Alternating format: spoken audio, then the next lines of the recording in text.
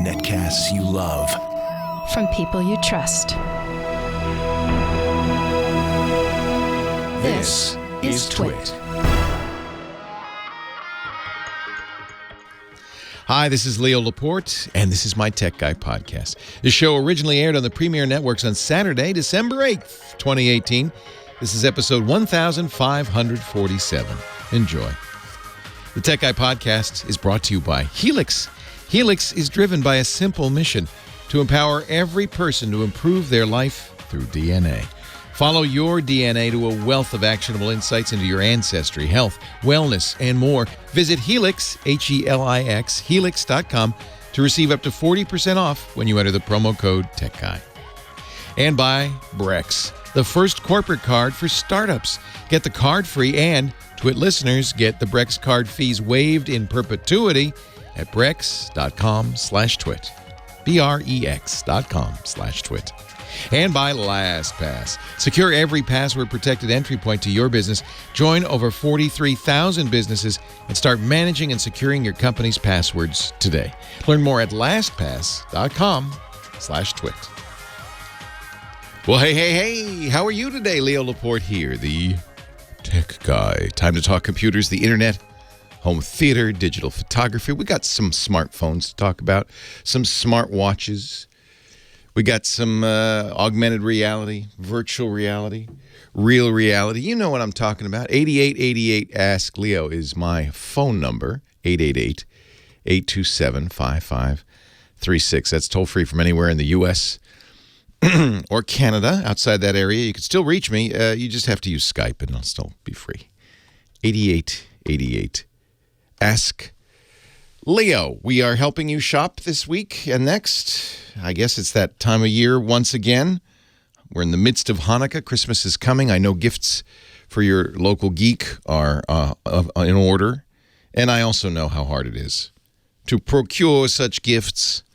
You know, generally, buying a gift for a geek is a challenge for a non-geek because you don't know what they want and they don't know how to tell you. And well, actually, that's the best thing to do is ask them. If they tell you, then you're golden. Then you're good. Otherwise, gift cards always appreciated, and gift cards to geeky places. I mean, Amazon's fine because there's plenty of geek gear on Amazon. Newegg is another good one. Not a sponsor, but the place a lot of geeks go to buy that kind of stuff. It's always welcome. Cash would be fine. Don't buy them a computer unless you really got the specs from them, or you call me first. Phone, maybe, you can't really go wrong with a phone unless your geek is a young person and wants an iPhone and you give them an Android phone. Although I have to say, I took a little time off over the last couple of days and went to New York for some shows, Broadway shows and stuff. I like to do that once a year, and took my Pixel. I did take a good camera, but I didn't really use it because I had the Pixel 3, and especially that night mode in Pixel 3. Wow, that is amazing. That thing just blows me away, the quality of the images you can get with a smartphone these days. And I would say the same is true of any modern smartphone. So, if you give them a Pixel phone or a Samsung Galaxy phone and they said, but I wanted an iPhone, say, oh, but you'll love the camera. Get them to start taking selfies. They'll forget completely what they were talking about. What? Huh? No, let's take some more selfies. Man, you see a lot of people taking selfies all the time. That has not gone away, even though the selfie death toll continues to climb. Did you know there's a selfie death toll? Oh, heck yeah. Deaths due to selfies.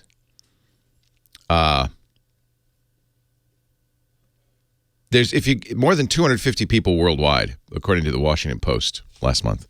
More than have died while taking selfies. This is a study that came out from the All India Institute of Medical Sciences.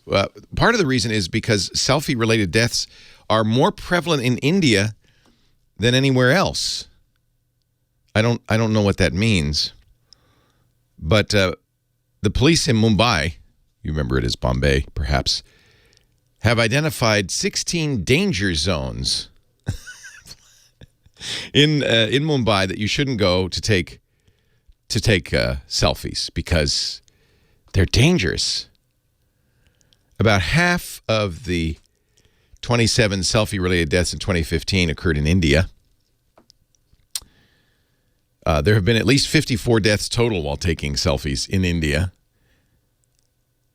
The Indian Ministry of Tourism has asked states to identify and barricade selfie danger areas.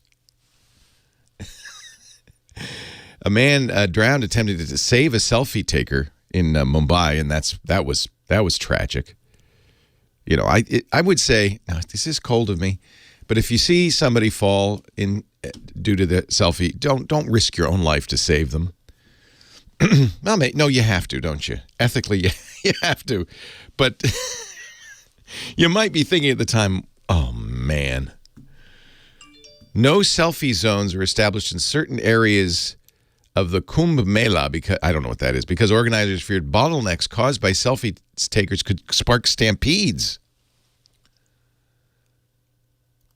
A 2018 study of news reports showed that between October 2011 and November 2017, there were 259 selfie deaths in 137 incidents reported globally. That sounds like maybe there's an average of 2 selfie deaths per incident. I don't know what that means. You're taking a selfie with another person and you say, step back, let's step back a little farther. Whoa! No, I don't know. It's terrible. I shouldn't laugh. The highest occurrence, India, then Russia, United States, and Pakistan. The mean age, 22.9 years old. Male deaths, what a surprise, outnumbering female 3-1. I'm not going there. Come on, Connie, let's take it. No, I'm not going there. You're crazy. Not climbing up on that rock to take a selfie. So, folks, I guess the moral is be safe out there. With your brand new camera phone when you get it this holiday season. Be safe out there. I think, people do crazy things with their phones anyway. They're not really paying attention. And the selfie thing, you're trying to get that perfect angle, right? You're trying to get, I know, because I took some selfies in New York. My wife and I was trying to get, because she was a willing accomplice, but there, I was pushing the button, a selfie of us with the beautifully lit Empire State Building behind us. So, no, we didn't stumble into the street while doing it, though, I must say. And I got a fairly good selfie out of it, I'm happy to say. All right, something more serious. On Thursday, the Australian government passed a law, and it's going to begin a wave of laws like this, essentially banning encryption, or saying that if there is encryption, law enforcement has to have access to the encrypted data. The Assistance and Access Law requires tech companies to help law enforcement agencies break into individuals' encrypted data using secret warrants. The Australian government can even compel a company to serve, this is sad, malware remotely to the target's device. You call it malware. The government says, we just want to put some stuff on there so we can see what they're up to. Where the goal of the law, I'm reading from Proton Mail. We talked last week about Proton Mail, which is a Swiss encrypted email service, and their post about this. The goal of the law is to give police more latitude to investigate criminals. Well, there's nothing wrong with that. Using encrypted communications software, law enforcement doesn't like that because they can't read the messages. Unfortunately, and this is me editorializing here, when you do this, when you put backdoors in software, when you make it possible for the good guys to get into my iPhone, you also make it possible, I'm sad to say, for the bad guys to get into my iPhone. We have ample evidence of malware and spyware created by the NSA, for instance, to spy on, the people we want to spy on, terrorists and bad guys, and that malware leaking out and being used. Well, if you've been bit by ransomware in the last couple of years, you could thank the NSA for the software that allowed that to spread from computer to computer on your network, making possible Petya and its derivatives. Thank you, NSA. So this is the problem. it endangers the security of everyone who uses online services because it weakens their encryption and privacy. Russia's done this, but that's Russia. Now Australia, I'd had higher hopes for the democracy in Australia. Britain's got an investigatory powers law, which does something of the same. And the real problem is, as this spreads, it's going to be harder and harder for companies like Apple to encrypt their devices in a way that's safe for us, because they'll have to have backdoors in it for government. So we keep an eye on this stuff because I think it's important, and just passing the news along, the good news. The Australian government now is added to the list of Russia. I presume it's the same in China, and China has other ways of doing this. For instance, they compelled Apple. And this is their right. Every country has its sovereignty and its laws. They said if you want to sell iPhones in China, the data on Chinese citizens' iPhones must be stored on Chinese servers. Here's the stuff in parentheses, ... that we have access to, so that we can see what's going on. Not we, Apple, not we, you and me, we, the Chinese government. And Apple complied because they want to sell iPhones in China. And Apple will no doubt comply in Australia. And, that weakens it for all of us, which is kind of a shame. It's not as dangerous as taking a selfie off a cliff, but it's still, it's something to be aware of. I think encryption is so important. And the point made to me, and I'll repeat it, by Phil Zimmerman, the guy who invented the best to this day email encryption, PGP, many years ago, almost 2 decades ago. He said it's not as if technology hasn't given law enforcement amazing abilities to see what's going on. There's cameras on every corner. Your phone is a tracking device with GPS and a microphone and a camera. There's lots of ways. Law enforcement, he says, today has an HD screen into what's going on in the world. It's just that there are a few black dots on it, a few areas they can't see into, and they don't like it. They want a perfect screen. The problem I see is, I want bad guys to be caught. I'm not a fan of international terrorism. I'm not saying that, but if you make it possible for these phones to be unencrypted, it won't just be terrorist phones that'll end up getting unencrypted. It'll be all of our phones, and it won't always be by law enforcement. It will be just as often, I think, by bad guys, and that's it makes us all less secure in general. And that's not the outcome anybody wants. It's funny, even within the NSA, the agency is divided somewhat between those who say, we've got to have ways and means to get into bad guys' devices and encryption, and the other side, whose mission it is to protect Americans, and who write long and very good papers on how to secure your devices. They understand the risk. It's an interesting conflict, even within the agency. We'll see. We'll see what happens with that. I have so many other things I want to talk about, but we will. I promise. But we need to get ready to get your calls. So I'm gonna get the phone angel to work. She's going to start answering those calls. 8888 Ask Leo. If you want to give us a jingle, I'd love to hear from you. 8888 Ask Leo. Leo Laporte, the tech guy. Your phone calls coming up next. 8888 Ask Leo, and we will get to those calls in just a bit. Kim Schaffer getting ready. 888-827-5536.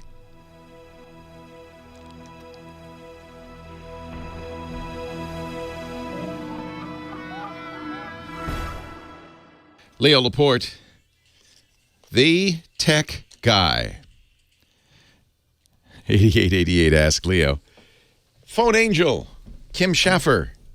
Hello. Good morning. I love your poinsettia. There's 3 of them back It's there. very It's festive. very festive. Yeah. Yes. I'm liking it. Happy festive time. Happy Festivus for the rest of us. I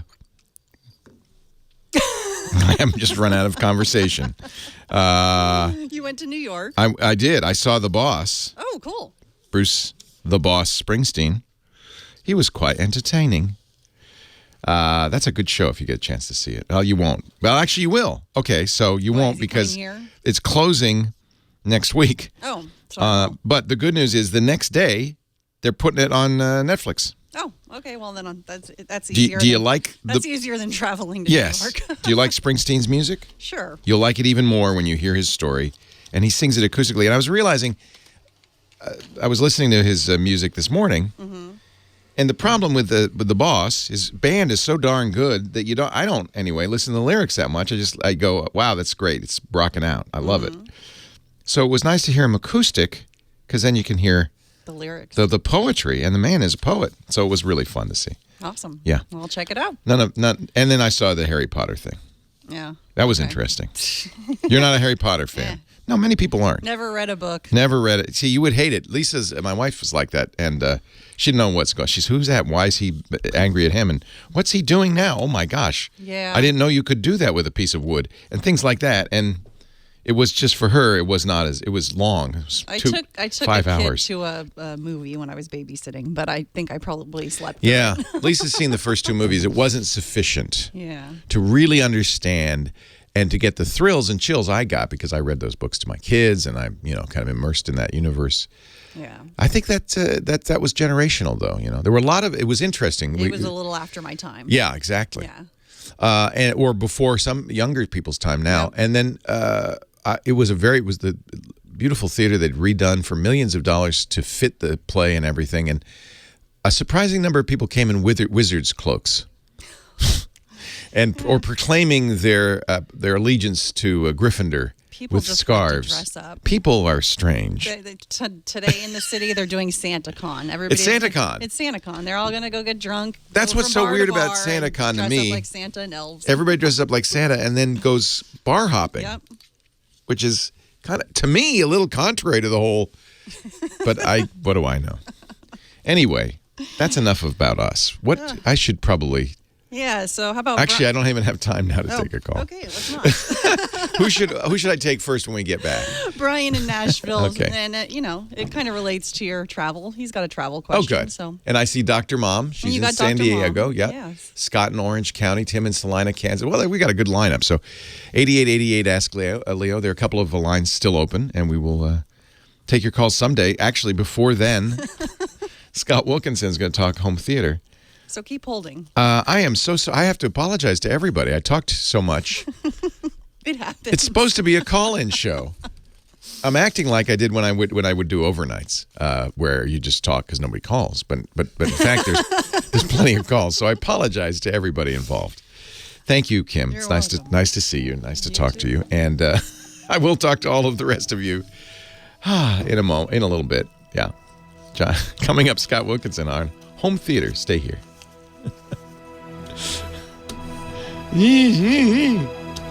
Where does the time go?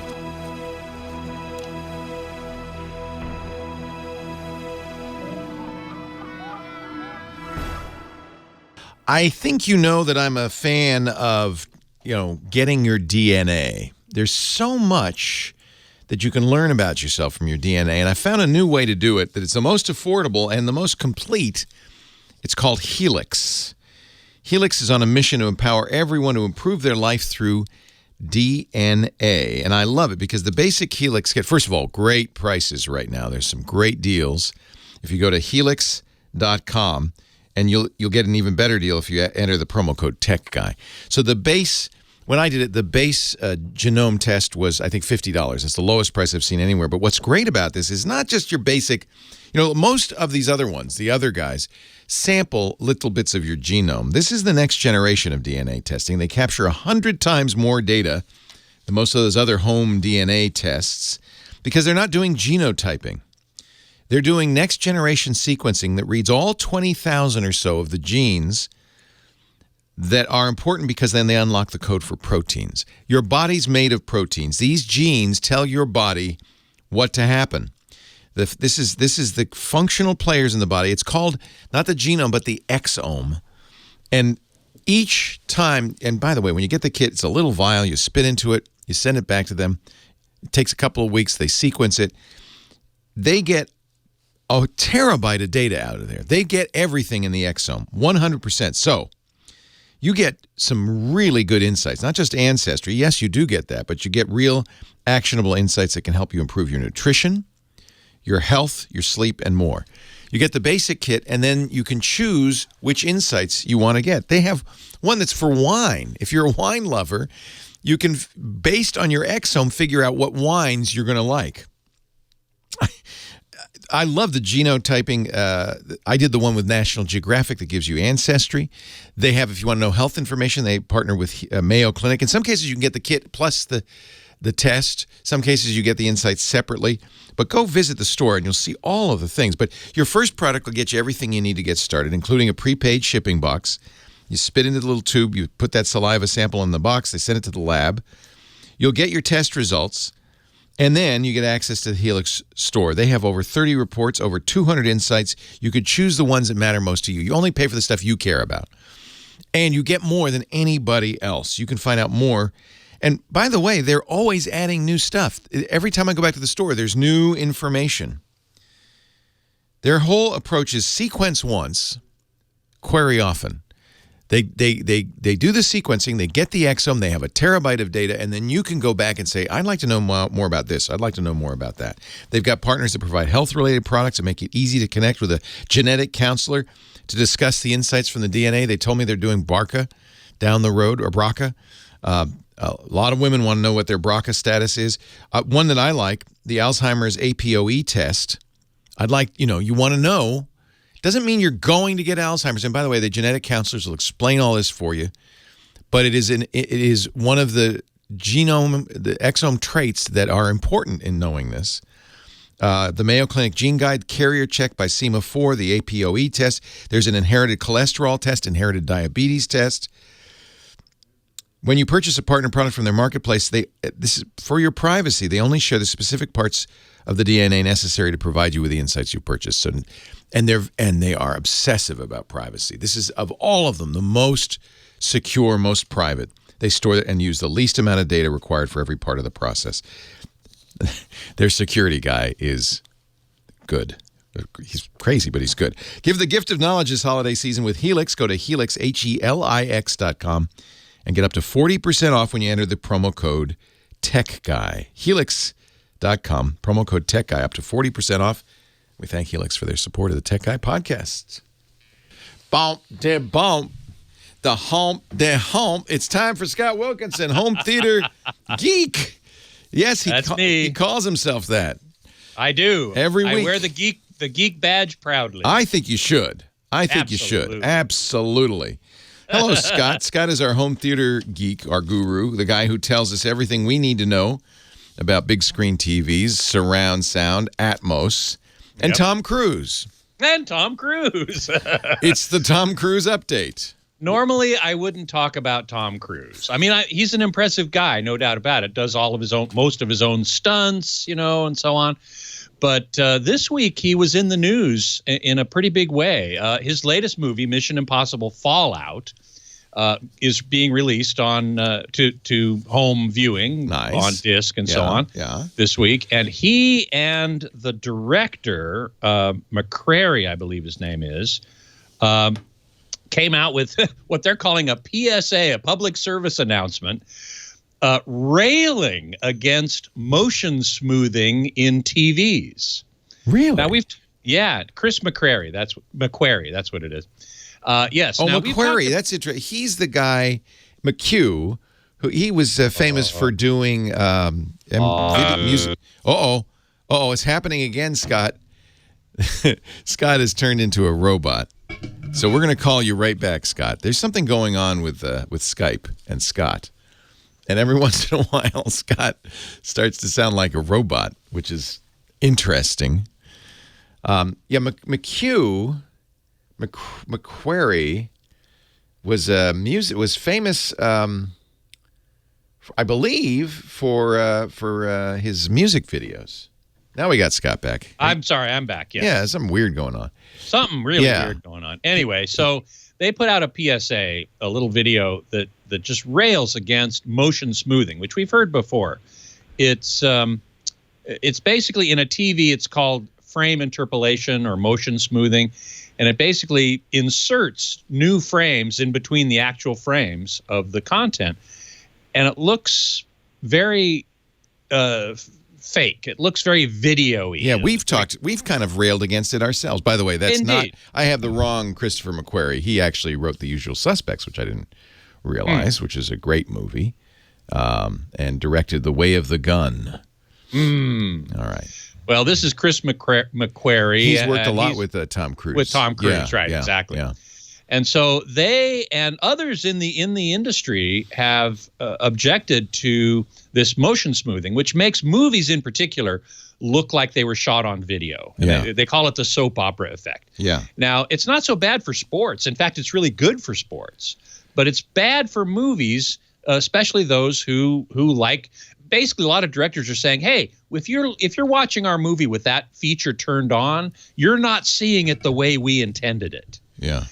And in fact, a number of directors have approached or have written letters to TV manufacturers saying, turn this off by default. At the moment, when it's you on buy by a new, default, isn't it? When you buy a new TV, it's on by default. And to go find it to turn it off is sometimes quite arcane. You have to go through the menu and then the sub menu and advanced features, and then you have to figure out what it's called. Each TV calls this feature something different. Yeah. And we know there's something in that technology we call the tyranny of the default.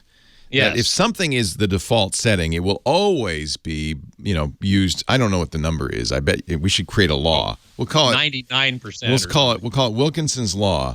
There you go. That 90% of all users use the default settings. Yes. Period. Yes. Wilkinson's law. Wilkinson's law. I'll take it. It may be higher. I don't think it's lower. I think you might be right. It might be 99%. Because 99%, yeah. People just say, yeah, well, this is how it's supposed to be. So why is motion smoothing put on TVs, and why is it the default? Well, it's put on because it does sharpen motion. So particularly on a movie, which is shot at 24 frames per second, if you've got something moving in the frame, from one frame to the next in the image, or you've got the camera panning fairly quickly, moderately even, things get blurry. And the reason is that each frame lasts, I forgot the math now, but 24th of a second. Right. If instead you were to shoot it at twice that, or at 60 frames per second, or at 120 frames per second, things would look a lot sharper, and they do. And so what the TV does is it simulates that. The movie wasn't shot at 30 or 60 or 120. It was shot at 24. So the TV takes each image, and it takes two consecutive frames, and it says, okay, the thing that's in motion is over here in frame one and over here in frame two. We're going to put a frame in between them in which the moving object is halfway between them. Yeah. And so that sharpens up the motion, and it does. It's very effective, in fact. But it does... Oh, there. I love this effect, but it doesn't help in the communication. I have to say, I think we're going to call Scott back one more time. I think that I maybe misunderstood why these interpolated frames were added. This motion blur thing was added. I thought it was because LCD screens. Let me ask Scott this. I thought it was because LCD screens had a slow response time in the early days, and so as a result, sports. I was just saying, Scott, I thought this was introduced because of the slowness of response time of LCD screens, and so sports would look blurry. It's not, though. It's not. It's because of the frame. Well, there might be something there, but still, even so, even with OLEDs that are very fast response, they still display the image like LCDs. The problem is that people who are, again, the tyranny of the default, who have been using TVs that look like this, are now, that's their expectation. And when exactly. And so Tom Cruise is on a crusade, to it may be a fool's errand. It may be because I have to say, people are not, first of all, if it weren't for you, no one would even know he's on a crusade. This is the first I've heard of it. Second, people are going to say, what is he talking about? Third, I like my TV the way it is. Yeah. A lot of people say that about vivid mode, too. They put their TV in vivid mode. And I have a confession to make, Scott. Uh-oh. Scott very nicely, kindly calibrated that big Hisense laser TV. Oh, yeah. And your calibrations were in the theater mode, right? So if you're in theater Correct. mode, you get.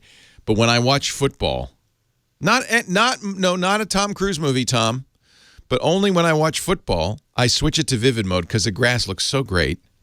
The colors look so bright. It looks fluorescent. It looks great. And then when we're going to go back and watch, whatever, Game of Thrones, I'll switch it back to theater mode because I know that's correct. Mm-hmm. But my point being that people do kind of like, as you say, vivid mode. They kind of like the dynamic mode. They kind of like the motion blurring. I don't like the motion blurring. I've actually been on Tom's late to this train. I've been on this crusade for a while because to me it looks like the soap opera effect is aptly named. It looks like everything was shot on video. Yeah, that's exactly right. I don't like that look. It's too bright. It doesn't look right. It looks plasticky. It looks plasticky. Exactly. That's what many people say. And it's true. It does. And people make that same complaint about high frame rate movies, of which there have only been a couple. Billy Lynn's Long Halftime Walk. Wow, is that a wild movie? I bought the Blu-ray UHD of that and watched that on my 4K UHD TV. And it's it looks, and I know this was Ang Lee's intent, it looks like they're in the room. It's too. Yes. We're not used to seeing it. And did he not have actors? I think he did not have actors wear makeup. That's correct. They were not wearing makeup. It's kind of disconcerting because we're used to, you see their freckles and blemishes and wrinkles, and it's real. And I'm sure that was his intent. That exactly his intent. But I liked it myself. Did you? See, I think there's such a thing as too real. I like the mystical properties of movies where everything is magical. Complaint about motion smoothing. Absolutely. Yeah. Scott Wilkinson, he's our home theater geek, joins us each week at this time, turns into a robot from time to time, but we can live with that. Maybe we know his secret. He is a mechanical man. Leo Laporte, the tech guy. Finally, the phones right after this.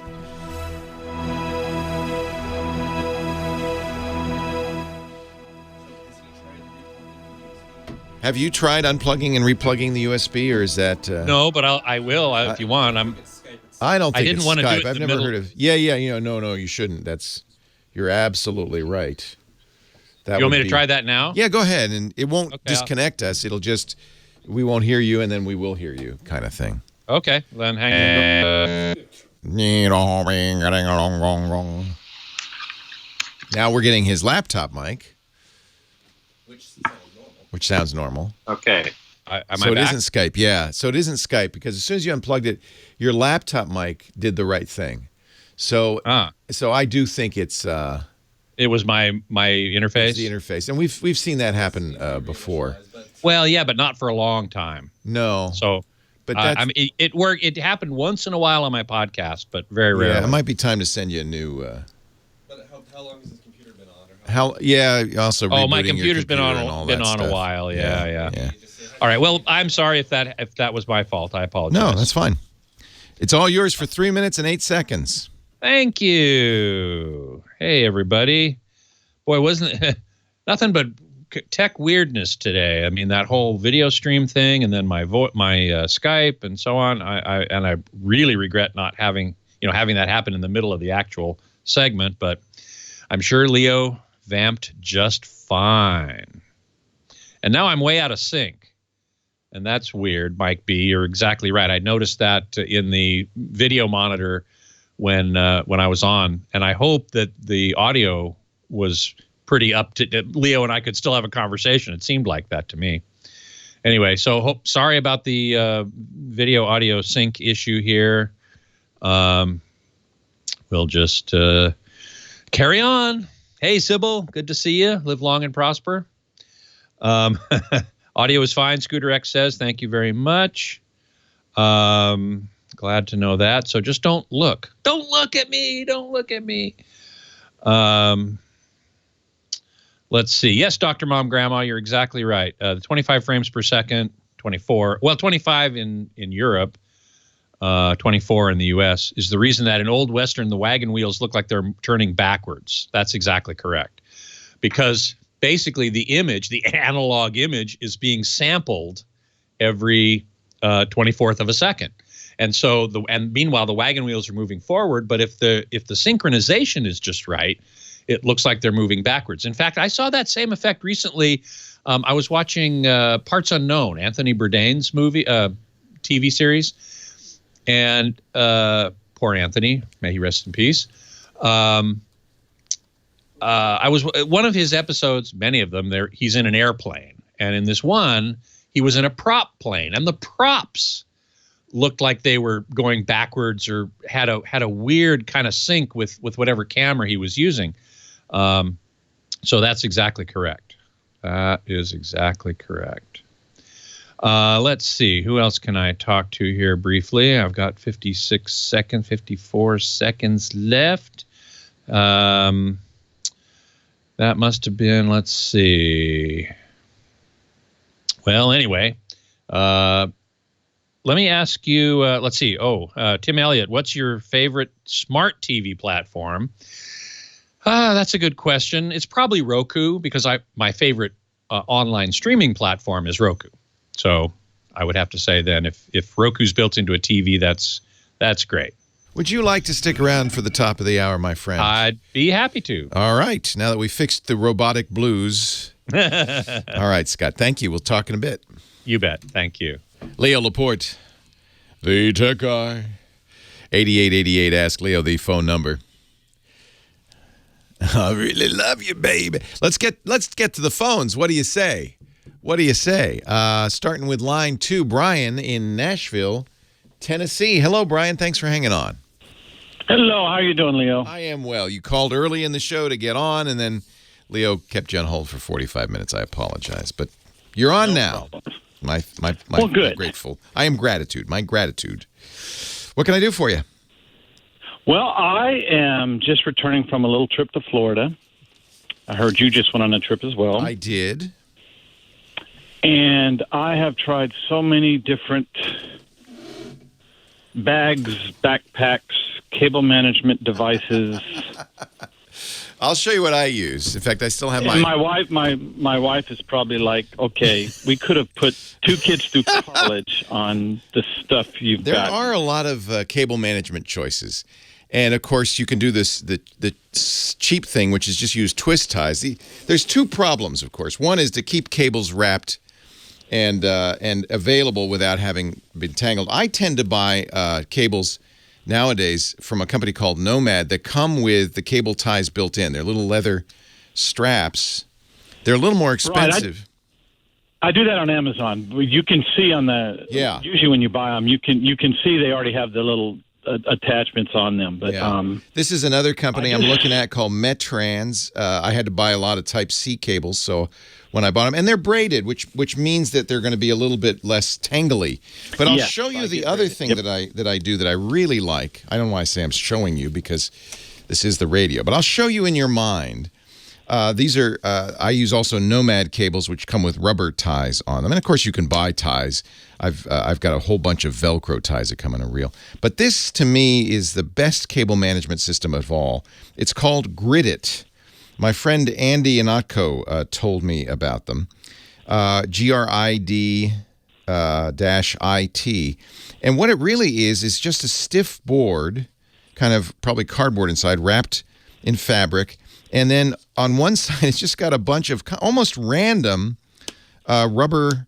God, how do I describe this? It's a grid of elastic, not like rubber bands, they're fabric covered, but elastic straps, and it's completely. I see it on the video screen. Yeah, so I'm showing it on their. Yeah.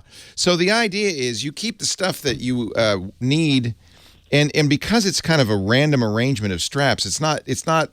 You can keep it in different things. So I have power adapters in there. I have cords in there. Here's my my travel router, my micro router, which is about the size of a USB key. So it's really good for that kind of thing. And then it's all in one kind of. They're different sizes, by the way. They come in. I have a smaller one, but they also come in larger ones. But they're just right because of the stiff backing for backpacks. They go right in the slot of a backpack, and they also have a couple of additional features. You can hang them. They have a little strap at the top, and then it has a zipper pouch on the back, and that's where I keep my USB keys, which I don't want to fall out of these rubberized straps. So this packet is very compact. I really think this is a great way to try travel, and it's not too expensive. Andy Anako, who is the king of travel stuff, told me about this. It's called Gridit, and you can get it from cocooninnovations.com. And you'll see when you go to cocooninnovations.com a variety of different sizes. And they even have a video that shows in a much nicer way. Their grid is well aligned. They're obviously very OCD. Mine looks like, I don't know, it's just a little haphazard. I've got just stuff crammed in there. But I found this to be the best way to keep track of stuff. I'm actually using that. That's probably the best. And the nice thing is I probably have too much stuff. My issue is I probably am trying to keep too much. I probably should just you have to figure out what you need. Now, I'm going to give you a couple other things then, if you've already tried the Gridit and it's not done. Anthony Tortoriello, who is a photographer and is regular in our chat room as A Tortoloha, recommends the cable management systems from Think Tank, which make, in my opinion, the best camera bags out there. They also make little cable management sacks. And I've had a number of these from Case Logic as well. What these are, they're just zippered, pouches, but they have clear sides, so you can see what's in them. And that's one of the other issues with cable management. That's a good idea. Yeah. I never found one that had clear. That's a really good idea. Myself always reaching in, grabbing stuff, pulling it out. No, that's what is this? Yeah. And then you have to have the discipline to say, okay, this side is for batteries, this side is for cables, this side is for adapters.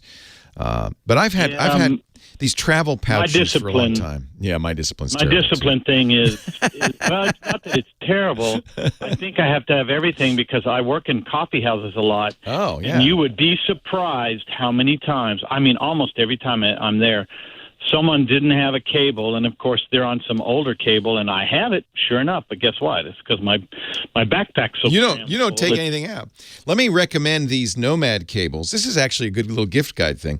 They're a little more expensive, but they have adapters for the three most common kinds of plugs. So they have a micro USB and then an adapter on it for Type-C and Lightning. So one cable does triple duty. I have a few of these. They're more expensive. They're braided cables. They also come with cable ties. So one cable, though, does the duty of three, and that is nice to have that kind of flexibility. I don't have to worry. For instance, I still have stuff that uses micro USB. I wish it would die. But that because it's on here as well as the more modern Type-C and the weird Apple Lightning, I have everything I need. On the other end is a USB Type-A. The other thing, I don't know if you ever learned this, but in my ill-spent youth, I learned how to wrap cables. I don't know if you know the over-under technique for wrapping cables, but a lot of times cables, you'll wrap them up, you'll just go round and round and round, and then they're tangled when you undo them. There's a way of wrapping that, the all AV guys know, where you go overhand and then you go underhand for the next loop, and then overhand and then underhand. It's kind of hard to describe. I'm sure if you look on YouTube, there's a video explaining how to do it. The advantage of doing this is that then cables just come unwrap without tangles. I don't know. It's magic. It's topological magic, but that is another good thing to learn. I don't know why people... I've never heard of that. Yes, it's a very useful technique, the over-under. And you don't wrap it too tight because cables will get worn if you do. I have a friend, David Prager, who has some sort of technique for tightly wrapping cables and turns them into a bow tie, it looks like. And then he doesn't need a tie, but I worry about that stressing the cables a little bit. You don't want to... Remember, the cables, there's wires in there. Too much bending and twisting and too tight will make a problem. But I think the over-under wrap is fine for cables. I guess I'll YouTube that. Yeah. And the very last thing, yes, sir, is and of course I've got about 5 or 6 of those, and I've pretty much given away as gifts because I'm not impressed with because they don't last that long. But because I'm using a MacBook Pro with parallels, there are times where you're in a coffee house and you don't have a plug. So this MacBook Pro, I'll be there 5 or 6 hours sometimes. This MacBook Pro, it'd be nice to have something. It doesn't have to totally recharge it. It just has to be able to, if I'm down to half an hour, yes, I can plug it in and it'll last me another 2 hours maybe. But I didn't know if you had any good solution for that for a MacBook Pro versus these little 5,000, 10,000 that all they're really for is phones.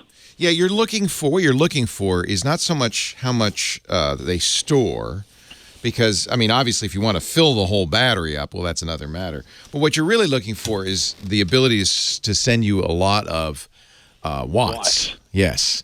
So that's a trick, because there are different standards for this. There's Qualcomm's Quick Charge 3. There's USB-C power delivery, sometimes called PD.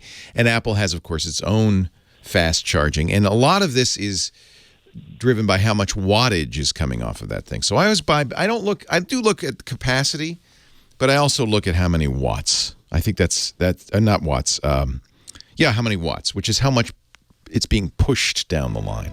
I think that's all very important. Leo Laporte, the tech guy. More calls right after this.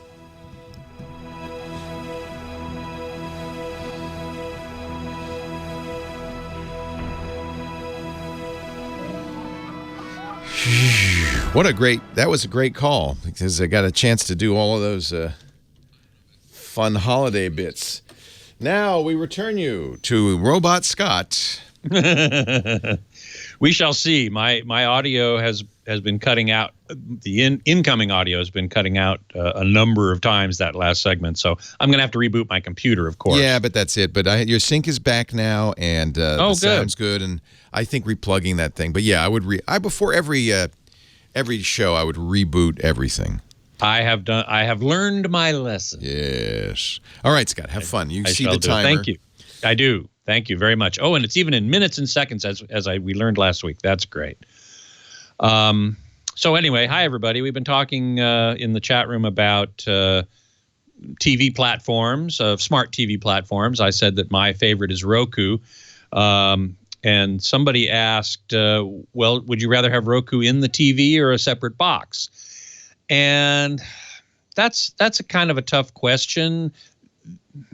If you have it in your TV, it's simpler because you control it with the same remote as the TV, or you might have a universal or something.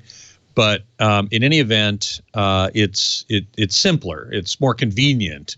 But the Roku box, you can update it when you need to. You can buy a new one if you need to. The one in the TV is pretty. It's there and that's it.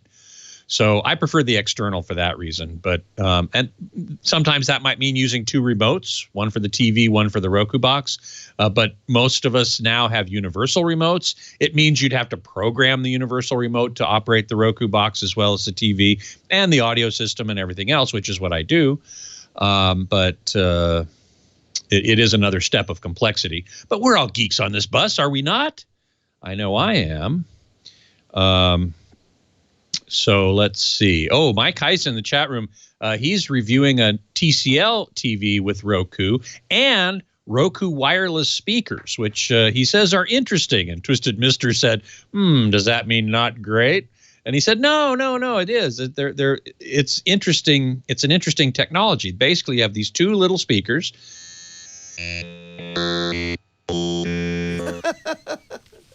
So I'll translate. What Scott is saying...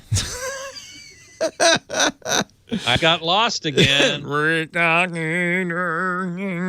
about that. It's all right. We had everybody running in here. I was out getting a cup of coffee. All right, we're back. Okay. Now, I will definitely. I learned my lesson and reboot every time. Twisted Mister had asked about, would I like Sonos better than my Conrad Johnson Dyne Audio system? Which is like, holy man, that's just great. I mean, that's a serious system you got there. What is it? Dyne Audio, Conrad Johnson, Benchmark, Conrad Johnson preamp, probably Benchmark amplifier, Shoe subwoofer. That's a true audiophile system right there. And so, no, Sonos is not going to sound as good. But you're not going to be able to put that kind of a system in every room and stream to different rooms and have the whole house audio, wireless audio that Sonos provides. So they do two different things, I would say. Let's see here. Oh, Mike B., how was Tuba Christmas? Tuba Christmas was great. We had a wonderful time at Tuba Christmas. Had almost, I'm guessing, close to 1,000 people in the audience, which was wonderful. And we had 117 registrations, so at least 117 tuba players on the stage.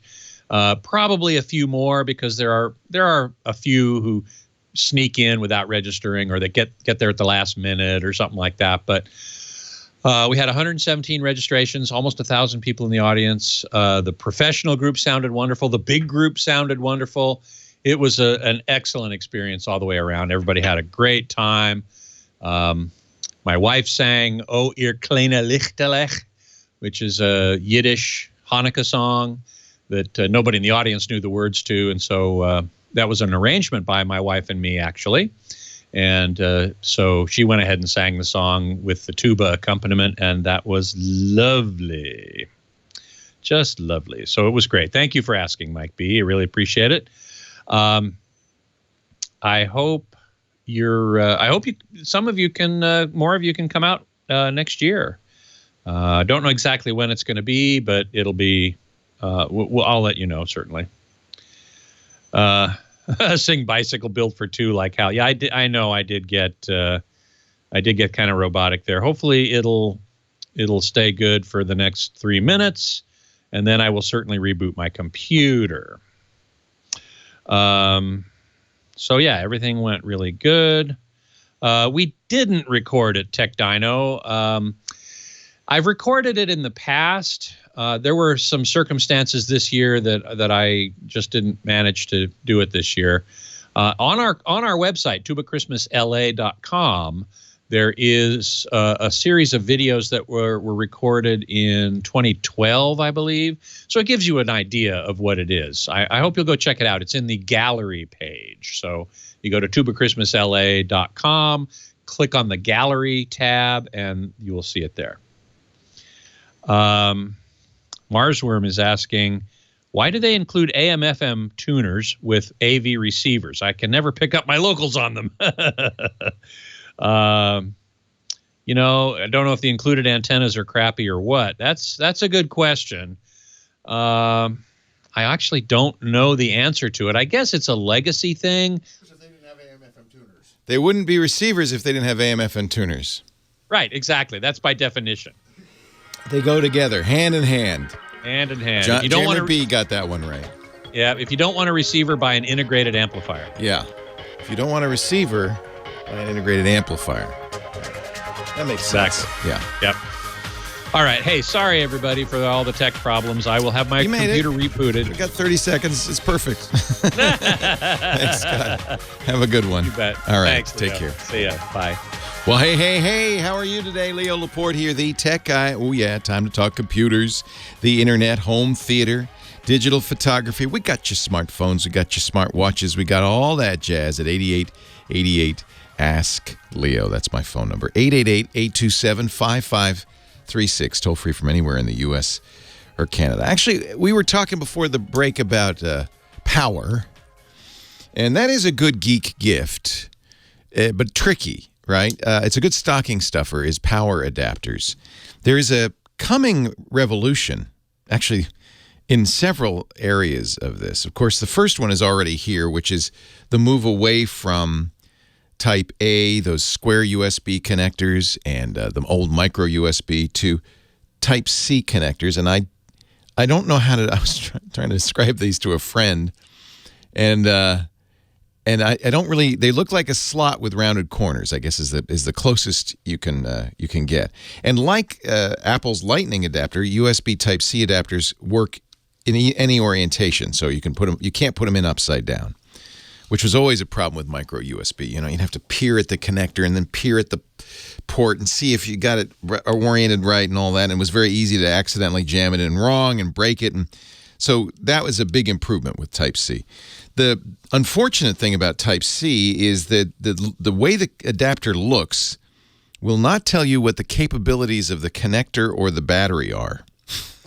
And that's unfortunate because, we're used to looking at a connection and saying, oh, yeah, well, I know what that is. That's a printer port, or that's a serial port, or that's a USB port. And, and even with USB, when they went from USB 2 to USB 3, they colored the connector, the Type A connector. You know, they have little, I don't know if anybody even noticed this, but they're blue when that's USB 3.1. Have you know? Nobody noticed that. Briefly, there was a USB 3.1 connector that was a weird long connector with a dip in it. That didn't really take off. This is an industry that is just notorious for confusing people and making a hash of things, partly because it's a dozen or 100 different companies, none of which can agree, and there's committees, and it's hopeless. So that's revolution number one, is the move to Type-C. And I think eventually everything will be Type-C. So, you know, Apple finally moved its iPad to Type-C. That tells me the iPhone will move from Lightning to Type-C next year, almost certainly. Their computers are already Type-C for charging. Most Windows machines are Type-C for charging. That's nice because it means you can use, you know, you can have a variety of Type-C chargers spread throughout the house and plug anything in anywhere. What will change is the speed with which things charge, and that comes down to two things. The amperage of the device, well, really the total wattage of the charger, but wattage, if you remember your high school electronics, watts equals volts times amps. And so voltage on USB is almost always limited to 5. So we often say, well, the power of the charger is the number of amps. If it's a 2.4 amp charger, it means it's 5 volts times 2.4 amps, which means it's 12 watts. That kind of thing. That's one of the factors. The other, it's so complicated. The other factor is there are a number of quick charge technologies. Qualcomm has its Quick Charge 3.0. There is a USB standard called Power Delivery, or PD. Apple has its quick charging. Samsung has its quick charging. Google has its quick charging. So if you almost need to know the device and then buy a charger that says specifically supports PD or Quick Charge 3 or Samsung Charge. It's crazy. My experience has been that most devices will rapid charge or quick charge if they're provided with enough watts. But in some cases, it's not just the wattage. There's a chip in there that says, I'm a Quick Charge 3. It's okay to use me. Something like that. I'm guessing. I don't know what they really say to each other.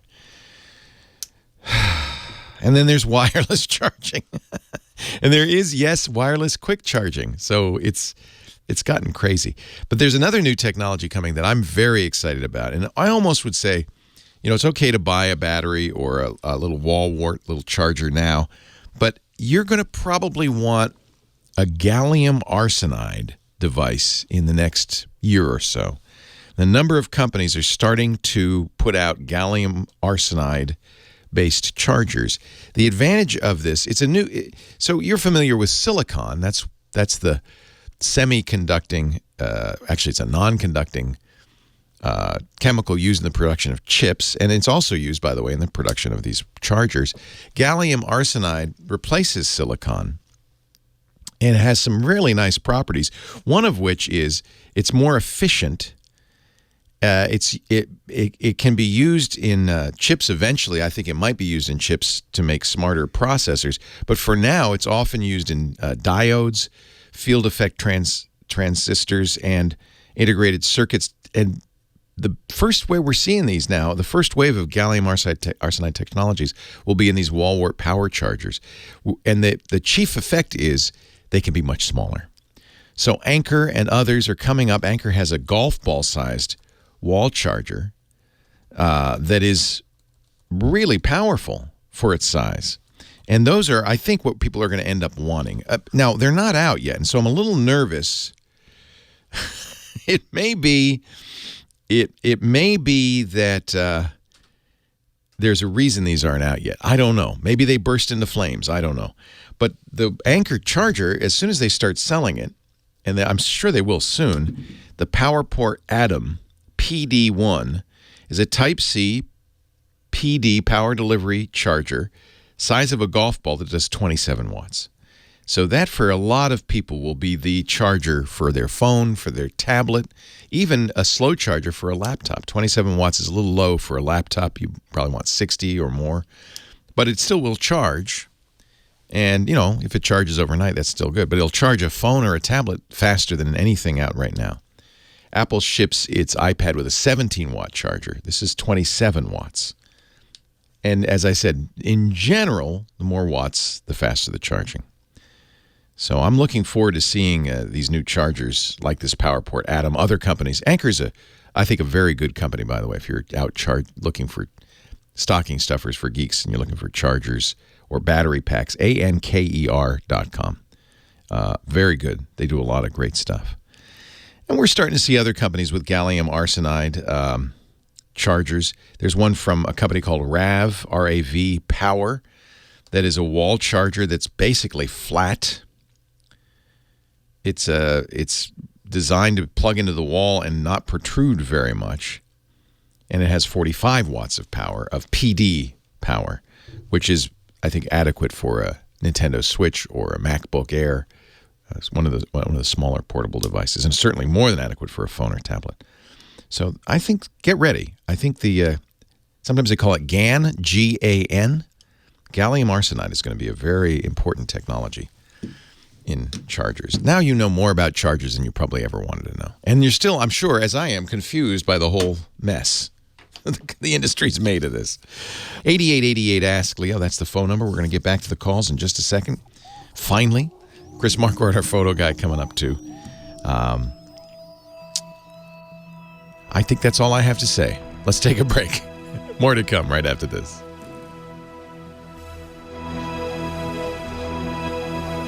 Say again? It's Chris Marquardt tomorrow. Johnny Jett's coming up. Sorry. Johnny Jett's coming up. Well, hello, everybody, and the listening audience, the Tech Guy Podcast. Brought to you today by Brex. This is a credit card, a business credit card for startups. And I know as a small business owner how valuable Brex could be. It's the first corporate card for startups. Now, let me tell you why you want to look at Brex, B-R-E-X. First of all, 5-minute online application. It's very easy, very simple. Go to brex.com/twit. You can start the process.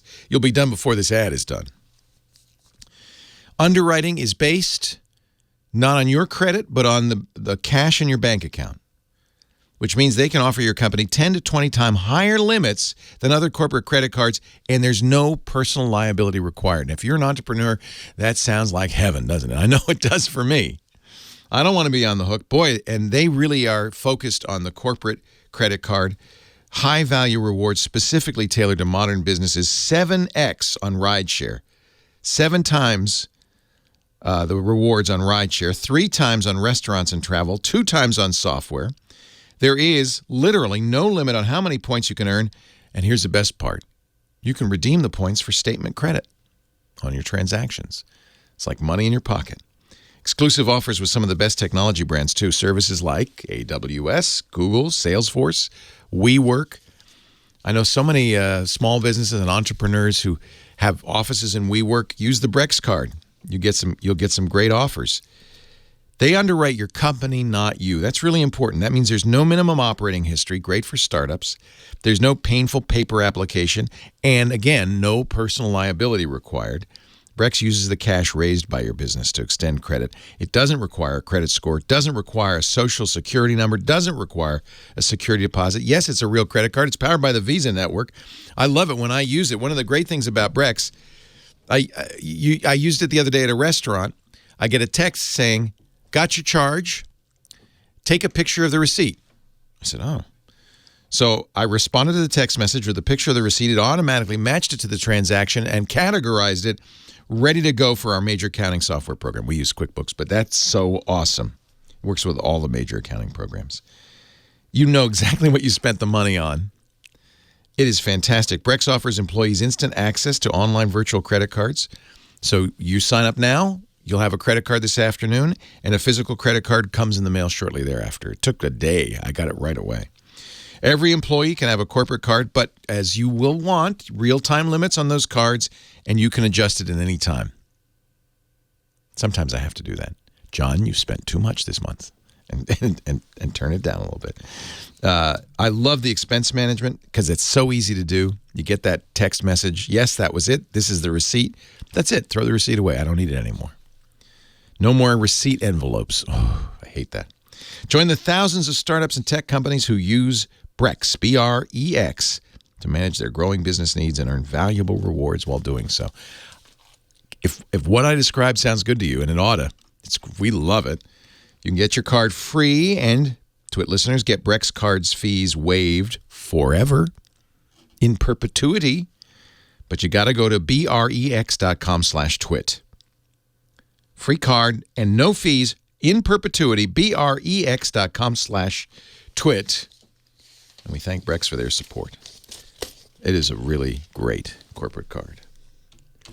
Leo Laporte, the tech guy. Okay, I got it wrong.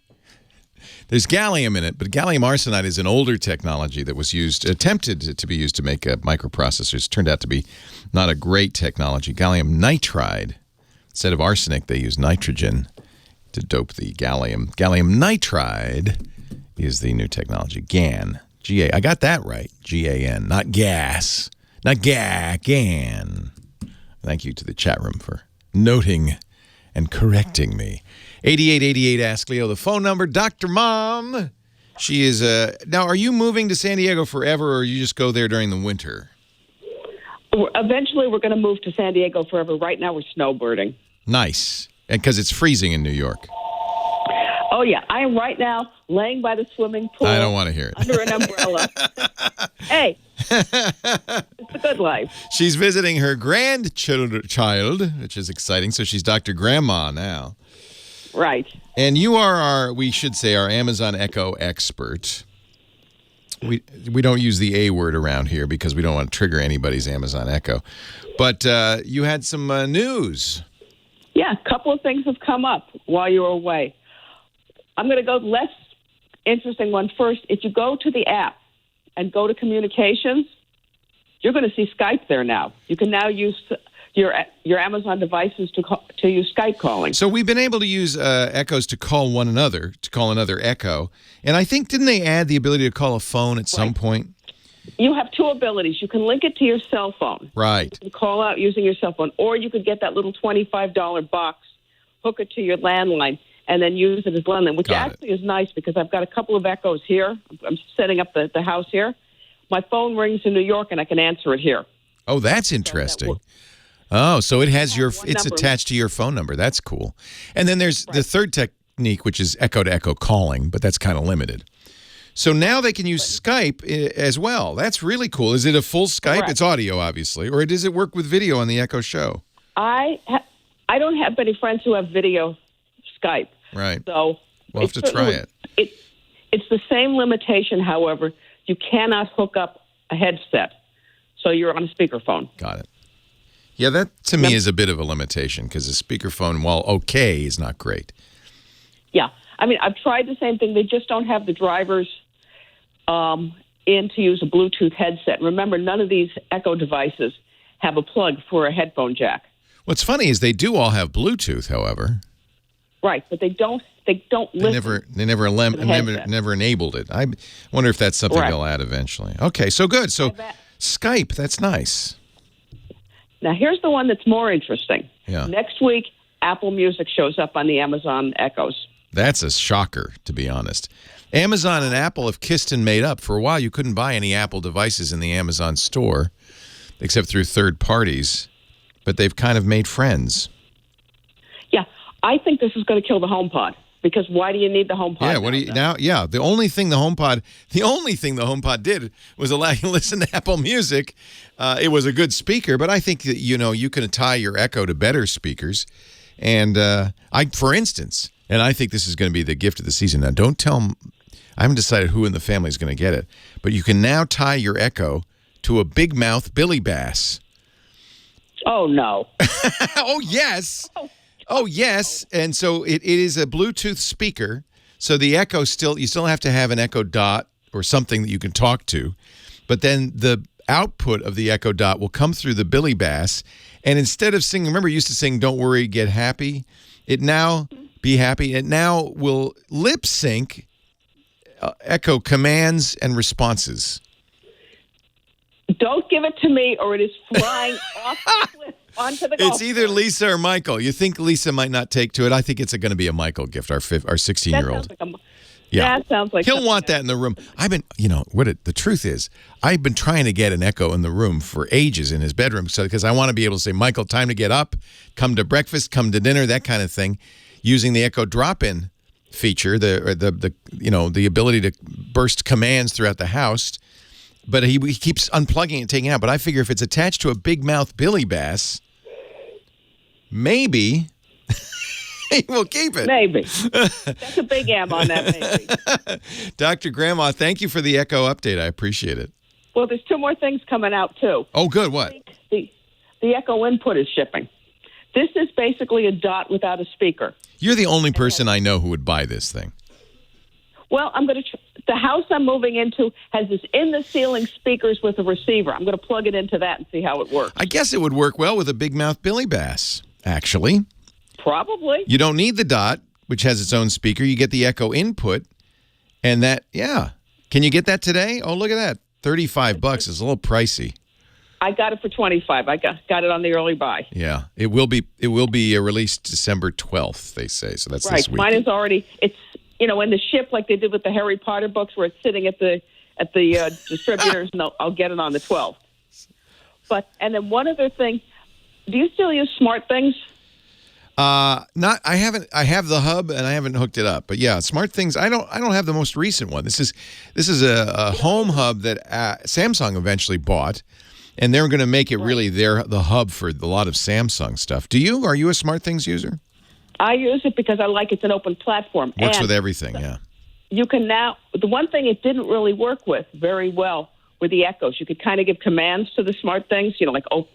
Check things. Right. Somebody wrote an app, and you can now use every Echo in the house as a speaker for Smart Things. So you would say have a routine that turned down the lights, lock the doors, put the cat out for the night. Michael is sneaking out the window. Oh, it can talk. Now, instead of having to have a Sonos speaker or a big mouth Billy Bass. Little mouse. Well, no, that doesn't work. You have to get the sound from the Smart Things to the Echo. There's an app now. I got it. So it's not Bluetooth. It's not connected. Otherwise, it has to be done in software on the Echo. It's done in software. It's free software. You have to go to GitHub, get the code pasted in. Oh, please. Really? Have you done that? Are you going to do that? Of course I have. You're going to compile the code yourself? Well, no. Somebody else has compiled the code. Oh, good. All right. All you have to do is a cut and paste. It'll find. At this point, behoove me to say be very careful when you're doing that kind of thing, that you trust the source for the code. Yeah, this one I trust the source of the code. But now, instead of having to buy extra speakers and such for things like, I'll give you an example. I have a open and close sensor on the refrigerator in the garage. Oh, that's nice. If it's open for 10 minutes, I get a notification. Oh, that's actually really handy. Yeah. Or a pipe bursts, you have a water sensor attached to your Smart Things. The Echo could then say, "Hey, can you have it say anything you want? Can it say, Dr. Mom, your pipes are bursting?" Yeah. You go into the Smart Thing apps and it'll say whatever you want it to say. Now, if I could I don't think it'll swear at you. If I could just hook that up to the big mouth Billy Bass, I could say, "Hey, Michael, time to get up." That would be cool. Actually, you can. If you want to, I will email you the link for the Dude, send it to me so I can send it to James so we can put it in the show notes at techguylabs.com so everybody can have access. But again, remember, Dr. Mom approved, but always be careful when you're downloading strangers' code from the internet. Thank you, Dr. Mom. Enjoy the sunshine and your grandchild. All right. Oh, yeah. Talk to you soon. Take care, Lillian. Bye-bye. Dr. Mom. All right. We're going to have to make a segment for her. She's our Echo expert, keeping us up to date. Now, I said something wrong again, and I'm not talking gallium arsenide. I thought that Chris Marquardt was coming up, but he's not. He's tomorrow, our photo guy. Coming up next, Johnny Jett, our travel guy, to help you travel like a rock star using digital technology. Leo Laporte, the tech guy. Stay right here.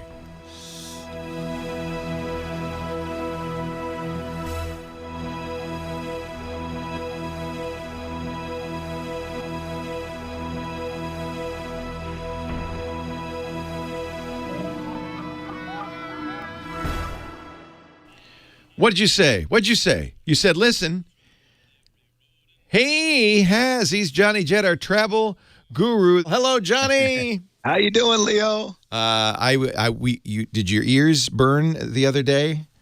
No. Let's hear it. I was talking with somebody of the legendary comic Steve Martin. He said, give my regards to Johnny Jet. Are you serious? Steve likes to travel, and we all like to travel. And we all like to travel like a rock star. Yeah, he's a fan. That just made my whole year. I thought it might. That's why I passed it along to you. Thank you. My gosh. Unbelievable. I got to tell my dad. He's going to be like, what? That is so cool. So, speaking you of got a little cold, don't you? You got a little cold. Yeah, I was traveling. I went to New York this week for the night to go to the Point Sky Awards ceremony. Oh, fun. They had another American celebrity hero there, Captain Sully. Oh, man. Did you get to meet Sully Sullenberger? I did not. I was next to him, and you know what? You didn't want to bug him. You didn't want to bug him. It wasn't the time to bug him. And I thought I would see him later, and of course he took off a little early, so I did not get to. But I've seen him multiple times in hotels. I don't want to bug them. There's always a time to bug them and that was not the time. So the Points guy is kind of your competition, though, isn't he? Yeah, kind of. But in this business, travel is so big that there's so much business for everybody. So I always say I really don't have any competitors because I'm myself. No one else can duplicate what I do. It's basically my personality and my style. That's right. But in terms of like selling credit cards and things like that, yes, we're competitors. But he's a good guy, and they put out good work. And so you went to his awards. Did you win an award? No, I did not. But I was actually sitting at the winning table that won all these like credit card awards. Nice. Which was cool. But there is a Points guy, right? I always think it's Zach, but he works for the Points guy. Yeah, Zach is the editor in chief, but he's actually the editor at large. He's not the Points guy himself. No, he's not. No, the Points guy is Brian Kelly. But he's living somewhere in Bali right now, enjoying the fruits of his labors. He could be, but no, he works hard and he travels hard as well. But they do a great job in terms of delivering information. But you got a cold going to New York. It's funny because I thought I might get a cold because I was in New York for just a couple of days, Wednesday, Thursday, Friday, to see some Broadway shows. It's always a risk, isn't it, when you get in a plane? I think a lot of people think I'm going to get on a plane and I'm taking my chances. Well, I think I got it when I got back home because my mother-in-law's here and she has a cold that my wife gave her. Isn't that the irony? Yeah. I was fortunate. I have American Airlines status, and I got upgraded for free on both legs. So there's not a lot of people around me, and none of them were sick around me. Do you think it's cleaner in first class? Is that what you're saying? It definitely is because there's less people. There's fewer people, yeah. I bring with me, on your recommendation, I bring with me travel wipes, the handy wipes and wipe down surfaces. But I bet you it's cleaner in first class because they probably clean it more, right? Because you're paying more. It's definitely not cleaner in first class. No. You definitely need to bring those wipes. I do. I wipe everything. I watch people, including in first class, where they blow their nose or snot their hands, and then touch the controller. Lisa got pink eye. I don't know where, but she got pink eye from some surface. Could have been first class. So you do have to wipe that down. Although, Jack gets on the plane and he's putting his mouth on everything, including the window. And I'm like, please don't. Save time. Wipe Jack's mouth down. Yeah. So anyway. Jack is his baby. Yes. 2-year-old. Not his terrier. Yeah. So help us travel more in style using technology. You got a website for us? I do. So here is actually a cool app. It's called Uplift. Have you heard of this one? No. So this is for people who are traveling long distance. It's supposed to be a jet lag solution. It costs $9.99 a year. It's available both Android and iOS. Is it a medicine? No, it's not a medicine. So what this guy does, he's a German doctor who actually has a PhD in biology and physiology and is heavily involved in body and mind related research. And I guess he traveled a lot between Germany and Australia, and he really created this to, relieve jet lag. So what he did is this app, you download it and then you put in your travel information, departure and arrival times, and then the app shows you which acupressure points you should be. Please. Does this work? Supposedly. Never underestimate the power of the placebo, my friends. True, but supposedly they tested 500 travelers, and 92% of them had a success rate. Yeah, because they believed it. Did you ever do the one where you squeeze your toes on the rug, like you grip the rug? That's supposed to fix it too. No, but I do believe in pressure points. I remember one time I had a cramp in my leg, and my mom's like, "Grab your lip in this one spot and pinch it." And sure enough, grab your lip. Yeah, because you're distracted by the pain in your lip. And there, you grab your bottom lip, and you squeeze it, and it went right away. It was like my hamstring was pulling, or had a cramp in it. Really? So I do believe in. You believe in magic, traditional Chinese medicine, and acupressure. So I'm the hard-headed skeptic. You know me, a man of science. I had asthma. I would not go to the mailbox without my inhaler for 10 years at least. And then I was cured by a Chinese doctor in Malaysia of asthma. I don't even carry my inhaler now except in my travel bag, and I rarely use it. And I used to use it 7 times a day. So I totally believe in this traditional Chinese Did you ever medicine. make a fist with your toes, though? Did you ever do that? So what was that? It's supposed to cure jet lag. And then a listener, and I thank him profusely, gave me a very rare book, but it involved such elaborate changes in diet weeks before the trip, during the trip, and after the trip that I just never did it. It was too much work. I'm sure it would cure jet lag because you'd be exhausted from figuring out what to eat and what not to eat. Everybody is different, especially with jet lag. So what works for me is that I try to get on local time as soon as possible. So if I'm going to New York, but you didn't do that for a one-day trip. No, I didn't. I stayed on LA time. We stayed on California time. Yeah. We were going to bed at 2 a.m., waking up at noon. Same thing. It was fine. That was my problem. Fine. Yeah. But yeah, I'd go to bed late, and but again, you just try to get on local time. I used to carry a watch. I'd set my watch as soon as we took off onto wherever we're going, and you try and eat whatever. So, if you're leaving LA and going to Europe, you don't want to be eating a full dinner at 5 o'clock in the evening. You want to start eating breakfast. So the good news is Dr. Krebs' Uplift app is free, right? No, it's not free. Oh, it's not free. What a surprise. It's $9.99. $9.99, huh? Uplift, travel without jet lag. It's available I see it on Android. Is it iOS as well? Yes, it is. All right. Definitely. So search for Uplift and jet lag. Yes. And it works for you, Johnny. Hey, listen, I haven't used it. I have my own. I fortunately do not really need it. I'm Johnny jet lag. I'm always jet lagged. You're always jet lagged, no matter where you are. So it doesn't matter. Jet lag right now. I went to New York for a day. Johnny, I hope your cold gets better. Give my love to your beautiful wife and your adorable boy, and safe travels. Are you going anywhere for Christmas? Yes, actually, I'm traveling a lot. So are you working? And actually, I won't be able to call in on Saturday because I will be on a plane. We'll figure that out off the air, but absolutely. Johnny Jet segment is always brought to you by the amazing Epson Fast Photo Scanner. Preserve what's priceless with the Epson Fast Photo, the world's fastest personal photo scanner in its class. Easily restore, save, share, and organize your photos with the Epson Fast Photo Scanner. Johnny Jet is at johnnyjet.com. Always a good read. Follow him on Twitter at JohnnyJet and on Instagram too. And see him or hear him here every week. Thank you, Johnny. Oh, thank you. I'm sorry you're not feeling too good. Yeah, it's just my voice. I feel pretty good. Oh, you feel all right. It sounds like everybody there is a little under the weather anyway. It's one of those. I went to Florida the week before. I came back and my wife was sick and her sister who was visiting was sick.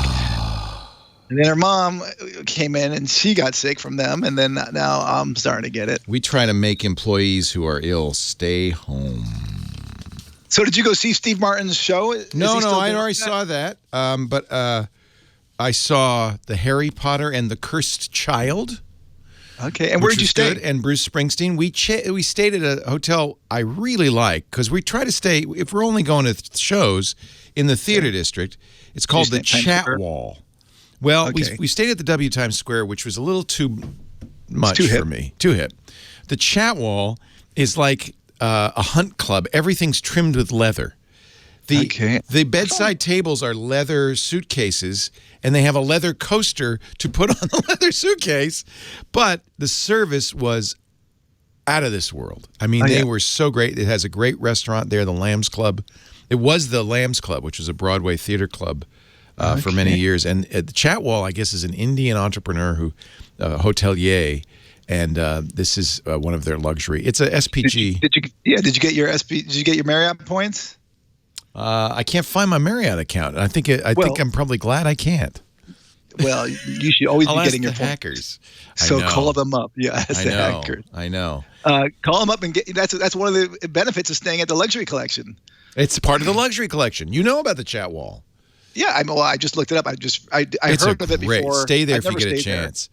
It's so nice. When I was in New York 2 weeks ago, we stayed at the JW Essex House, which I get my. I love the Essex House. You know, guests of the Tonight Show stay at the Essex House. Yeah, that's what they said. It's right in the park, which is nice. It's right on the park, exactly.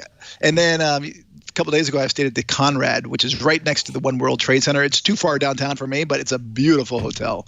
It's a Hilton, obviously. Oh, that's it's a Conrad. good. We try different hotels. It's across the street from the Millennium Broadway where I've stayed, and I liked that, but I haven't stayed there in a long time. Well, the Conrad is I actually got a hard hat tour of it in 2011. Oh, good. We'll try that. It used to be an Embassy Suites. It's all suites. 463 rooms, and the shower is the best. That's one of the problems with Manhattan hotels is even the suites tend to be tiny. Yeah, this was not tiny. Nice. This was good. Lisa stayed at the Sofitel and really liked it. That's also. I stayed there multiple times this summer. That's a nice actually, hotel, and that's down right there in the Times Square. Anyway, I had dinner with Steve and his beautiful wife, and he apparently listens to the show. He's probably listening right now, and he said, "Johnny Jet." He said, awesome. I love Johnny Jet. So I just thought I'd pass that along. That really makes my day. Amazing. I can't wait to tell my wife. So. It's kind of amazing myself. I'm flabbergasted. Well, I've been a big fan of his since who the isn't? Jerk. Right? Who isn't? And I just watched him the other day in something. There you go. Well, next time you watch him, think of him watching you. All right, Johnny. All right. Take care. Have a good one. Take care. Bye-bye. Bye-bye.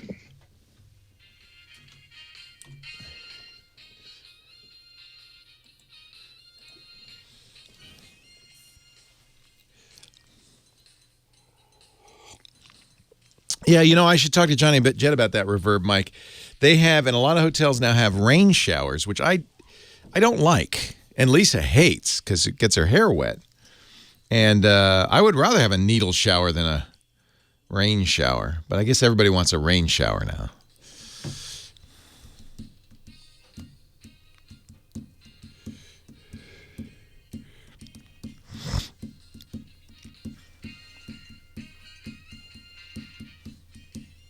She said we have to ask from now on ahead of time and not stay there if it has a rain shower. Oh, yeah. DJ Chick Chick Boom in the house. Stevie did that to me. Leo Laporte, the tech guy. We went to see Stevie Wonder. And, everybody's waiting for him to play Superstition. And he has a bit that he does in the middle of the concert. He calls DJ Chick Chick Boom, where he plays samples and stuff. And he played that sample of that. Who could not recognize that synthesizer sound, the beginning of Superstition? And everybody goes, yeah, and then he stops. And it's just so frustrating. But he did play it later. You got to play it. You're Stevie. You got to play Superstition. Leo Laporte, the tech guy, 8888. Ask Leo, the phone number. We saw the Bruce Springsteen show when we were in New York. Wow, is that just a moving, touching, brilliant show? A lot of talking. It comes, I think, from his book, his memoir that he published last year.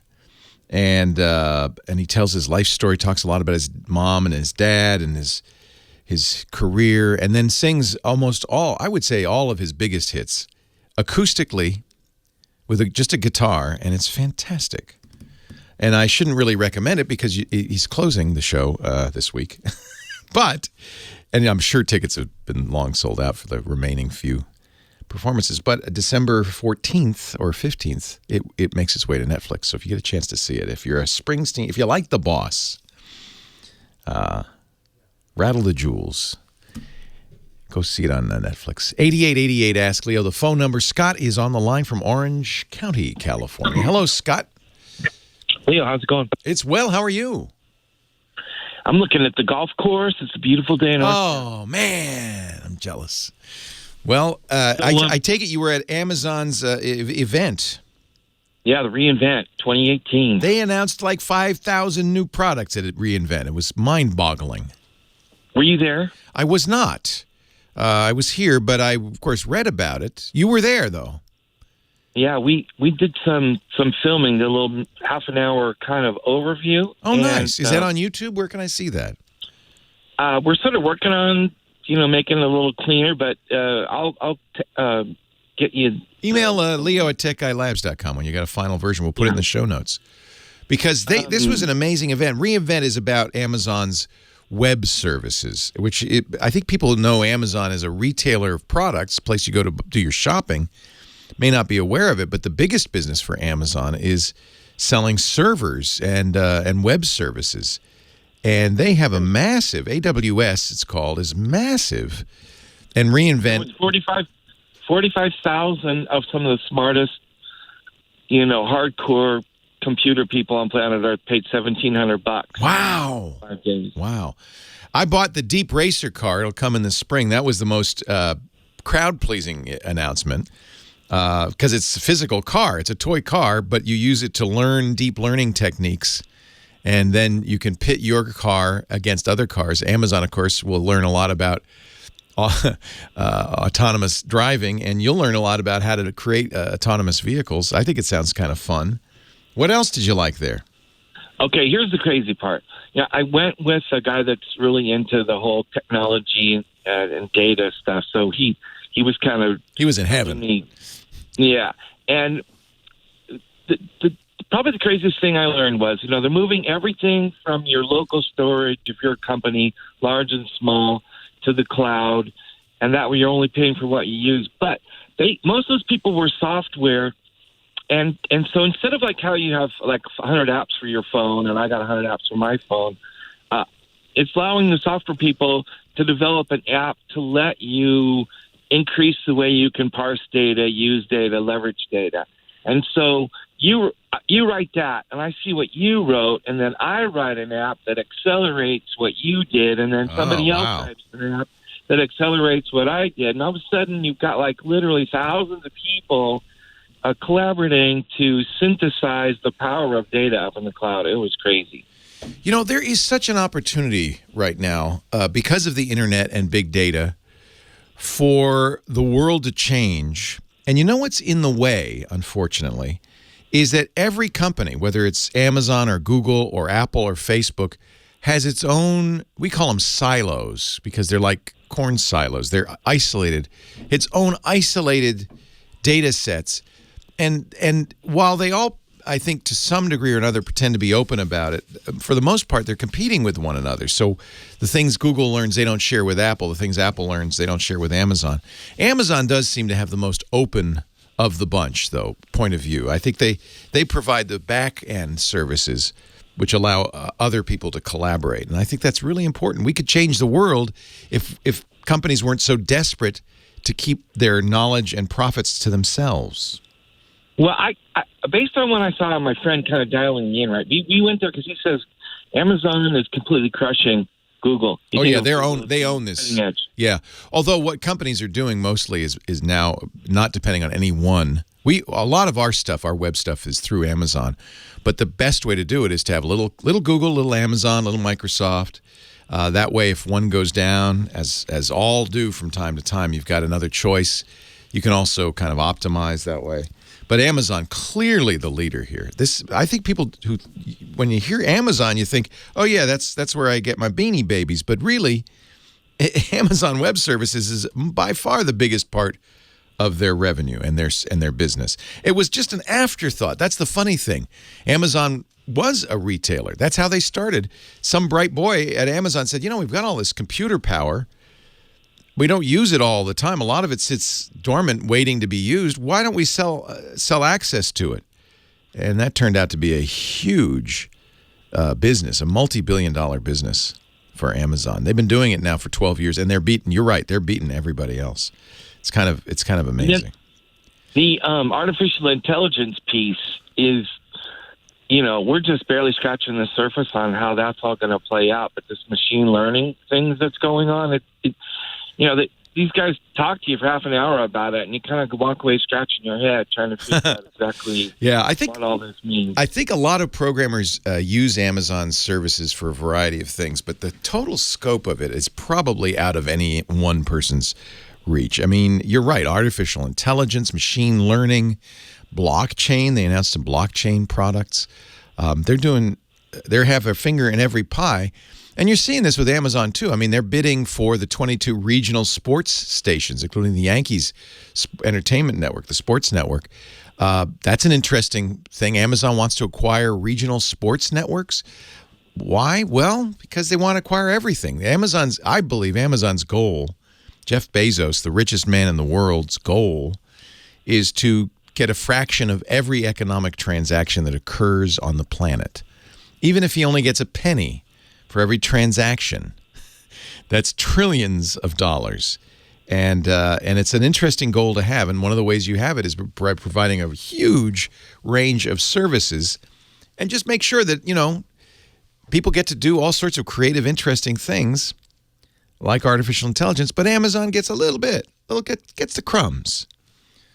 Just a little bit. That's all we ask. Just, 1% of every transaction ever worldwide. Interestingly, they're not a global power yet. They're starting to be, but there are bigger players in China and India right now than Amazon. Those are very big economies.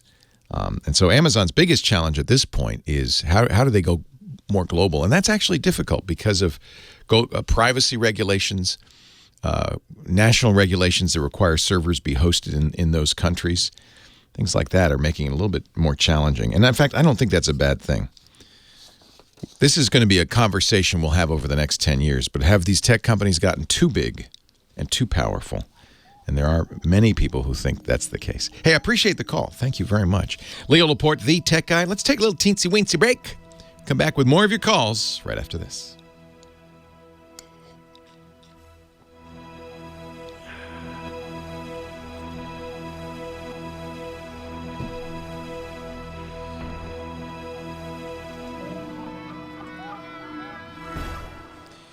Our show today brought to you, what a world we live in, huh? Our show today brought to you by LastPass. It's really imperative that you protect yourself online. You know that.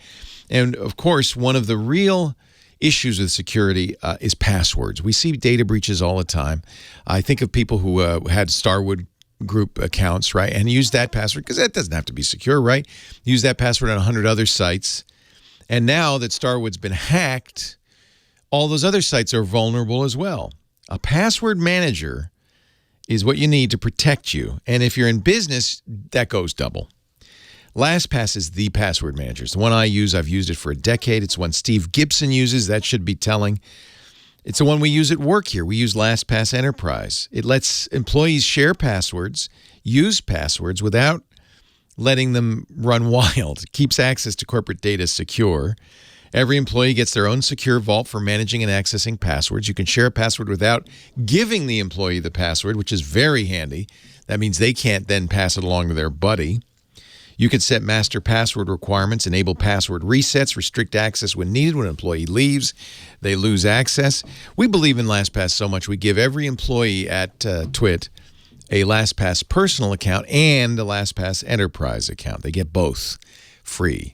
I think that's really important because we want our employees to be secure, and we really want to keep our stuff, our databases, our websites, our bank accounts secure. You have over 100 different policies you can configure. Access actionable security reports, create shared folders. We use that widely. There's a business department secure folder. There's a ops secure folder, and only people in those departments have access to those folders. We put everything in there too: database logins, SSH keys, software licenses, business information, our EIN number. I put my social security numbers, my passport images, my driver's license, my credit card. All that information stored in LastPass because it's safe, it's secure, and I can access it anywhere. I love LastPass. It works Mac, Windows, Linux, every phone I've got. fact, it's the first application I install. Oh, and the LastPass Authenticator's app is awesome because instead of giving you a 6-digit number you have to type in, it just pops up an approve, deny screen on the phone. Employees love that. Employees can log into LastPass with their Microsoft Active Directory credentials. If you're an Active Directory house, that's a very nice feature. Literally only now one password to remember. Of course, the data in LastPass's vault is encrypted and decrypted only at device level. Even LastPass can't access it. More than 16 million people trust LastPass. It's the #1 most preferred password manager. It's the one I use and recommend and tell all my friends and family, the people I care the most about, to use. They have LastPass Premium for personal use, LastPass Families for your entire family, LastPass Teams for teams of 50 or fewer. Go to LastPass.com/twit. Learn about their enterprise solution, their personal solution, and start using LastPass. It's my #1 security recommendation. LastPass.com/twit. Well, hey, how are you today? Leo Laporte here, the tech guy. Oh, yeah, time to talk tech, computers, the internet, home theater, digital photography. We got your smartphones. We got your smartwatches. We got your augmented reality. We got your virtual reality. We got your real reality. 8888 Ask Leo. That's my phone number if you have a question, a comment, a suggestion, you'd like to talk high tech. 888-827-5536. I have been terrible today on getting the phone calls here. So let me focus. Focus, Leo. Poor Tim from Salina, Kansas, has been holding on for 2 hours now. Tim, I apologize. Hey, that's all right, Leo. Thank you. You didn't do your podcast. I didn't? So I think that's where you are. Oh, well, I better get going here. You think because I took some time off, not doing some shows, I'm a little lax? I have to talk? That's probably right, isn't it? You're a little extra chatty today. Yeah, I think you're right. I missed 4 shows, 4 podcasts during the week. Windows Weekly, Security Now, This Week in Google, Mac Break Weekly. That's all the talking. You're right. So I got stuff to say. Poor Lisa saying, shut up. No, you got to hear it. Sorry. Thank you, though, for your patience, Tim. I appreciate it. Oh, that's all right. That's all right. What can I do for you? Well, it's time to upgrade my phone. And I have had Android phones since the very first Android phone. Yes. But I am actually thinking about getting an iPhone. I am tired of all the extra bloatware on Samsung and LG. Tell me about it. And I just want a vanilla phone. There are vanilla Android phones, but one thing that does happen, it's not just the manufacturer of the handset, it's also the phone company. So if you go to a Verizon store and buy a phone, it's going to be loaded up with red-colored icons.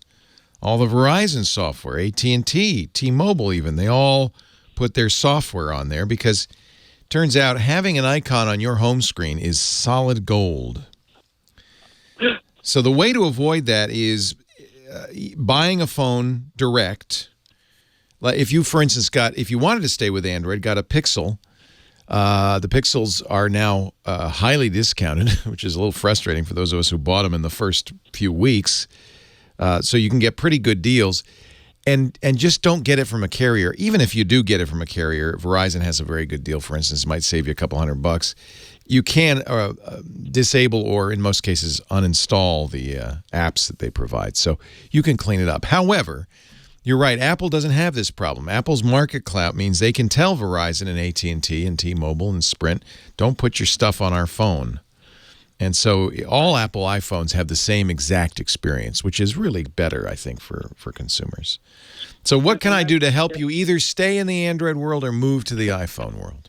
Well, I guess that's how hard is it going to be on me to switch to an iPhone?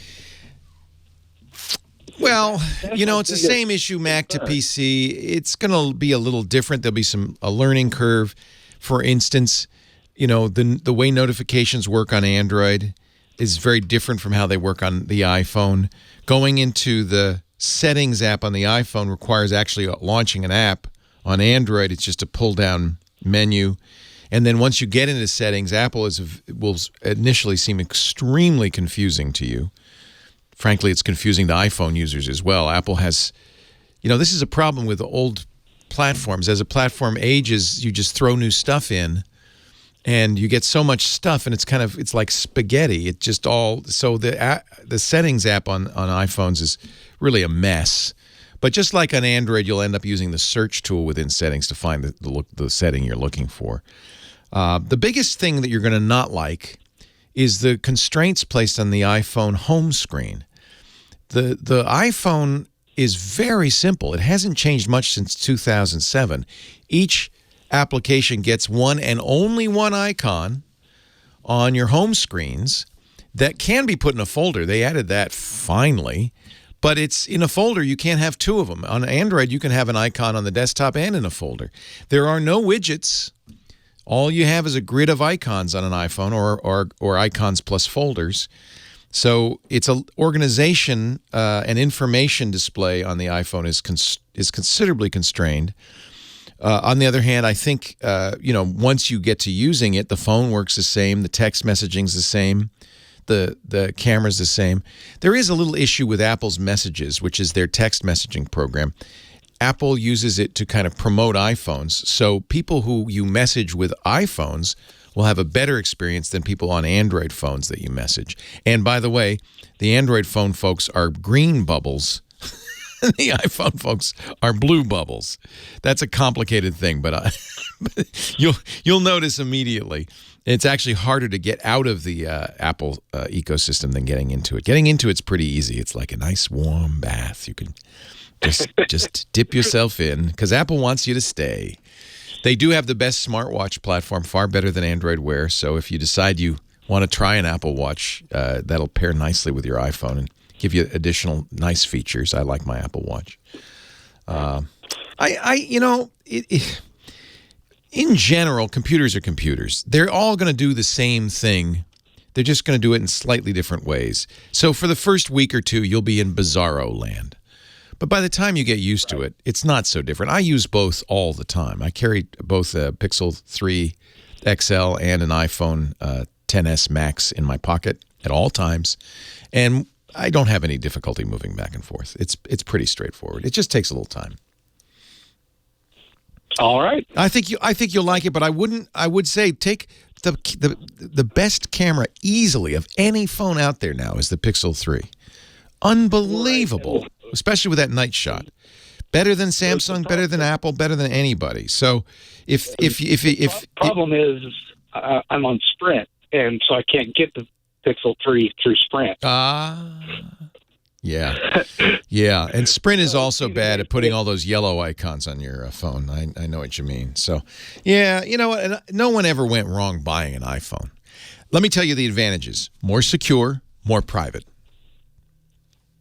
That's for a lot of people, that's the deciding advantage.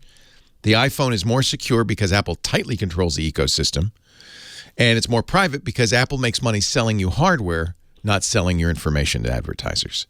That's what Google and other Android devices makers do. So you do have that advantage going for you. I think the iPhone is a very good choice. Really, honestly, the best thing to do is pick a platform and stay with it. That's the best way to learn it. And one thing you will notice is almost all the same apps are available on both sides, although the most interesting, slickest apps generally come out on the iPhone first because there's more money in the iPhone ecosystem. iPhone users spend more money. I would take a look at, you may want to, unless you're really attached to the yellow guy, to Sprint, you might want to look at Google Fi, which is Google's version of Sprint. They use Sprint, T-Mobile, Cellular One. I use too much data for that. I don't know. I think that here's the beauty of it. The way Google works. I use over 100. Wow. And Sprint has a good deal on that? Yeah, well, they give you 50, and then after 50, they prioritize you. Yeah. Which basically means when I'm out in the boonies, I get full speed, but when I get hit the cities, I get slower. Okay. It sounds like Sprint's the right choice for you. 100 gigabytes, you'd spend $1,000 on Google Fi. Yeah. That's a lot of money. Yeah. You get prioritized at 15, not 50. So, yeah, it sounds like Sprint's the right deal for you. Yeah, yeah. And I'm a truck driver, so I haven't had any problems with Sprint, and I've used all of the carriers. See, that's interesting, because if there's a one knock on Sprint, it's that their network, I know in their ads they say it's 1% worse, but it's, boy, when there's no coverage, there's no coverage. And I find that they're on the good side of all of this is Sprint's been acquired, will soon merge with T-Mobile, and they're really adopting the newer networks fast. They made one error way back when they were going, instead of going to LTE, they went to WiMAX because they thought that was going to be a better technology, and it turned out to be a dud, and it put them way behind. It's kind of sad, but that simple business decision ended up really destroying Sprint. And that's why they had to, they've been desperate to get investors. They sold out to SoftBank, and now they're merging with T-Mobile. And I think that will all be good for Sprint and T-Mobile users. Less good for the country because it's nice to have more choice. Competition's good. But nevertheless, Sprint and T-Mobile users will benefit. Enjoy your new iPhone. Look at the XR. That's a good deal. And I think just as good as the XS. All righty. And it comes in colors. Thank you for the call. Leo Laporte, the tech guy. I am all at 8888 Ask Leo. We have a great website. It's free, open to all, techguylabs.com. I put links there to all the stuff we talk about. You don't have to write it down. And your comments are welcome too. techguylabs.com. It's free.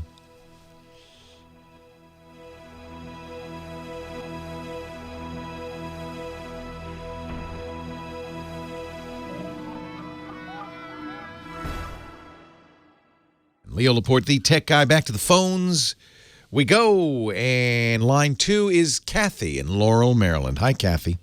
Hi, Leo. It's good speaking with you again, and forgive my cold, possibly. Oh, I'm sorry you have one. It's that time of year, isn't it? Yeah. Well, if you remember, I'm a blind user, and I'm on Windows 7, and the Windows Live mail settings with Comcast apparently changed, and I didn't know, and I couldn't access my mail one day, and since I wasn't having luck making the changes, I had someone come over, and he did it, and the mail that came back after he deleted and recreated the account left all that was in the server currently, even though it's still POP3, and I can, under a subject search in the start menu of the computer, find every USO receipt, say, that I ever had that was in the mailbox, but I can't read the files.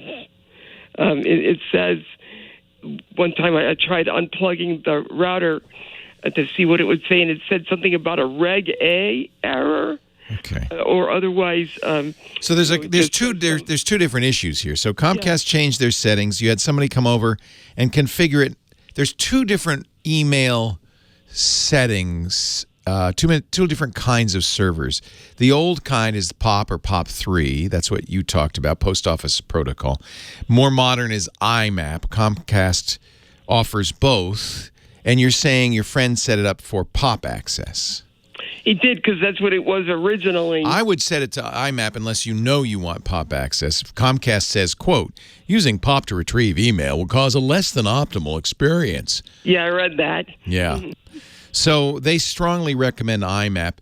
The reason POP was around and used widely for so many years is because POP used to download the mail from the server and erase it on the server. You have a copy. That's all you need, right? Now, along comes Gmail about 12 years ago, and Google said, well, that doesn't make any sense. Why should you ever worry about storing your own email? Leave it on our servers as much as you want. Because people do exactly what you just described. They search through email to find addresses, settings, receipts. It's a database of your history of your life. And I often find myself saying, oh, I wish I got to find the name of that company that I bought that scooter from because it's junky and I can search back through my email and find that stuff. So the nice thing about having it on their server is they index it, they keep it, they back it up. If you change computers, if you use mostly the reason this has happened is because people use phones, laptops, desktops. They have multiple computers at home, computers at work. And IMAP means this mail will be the same on all of them. POP does not.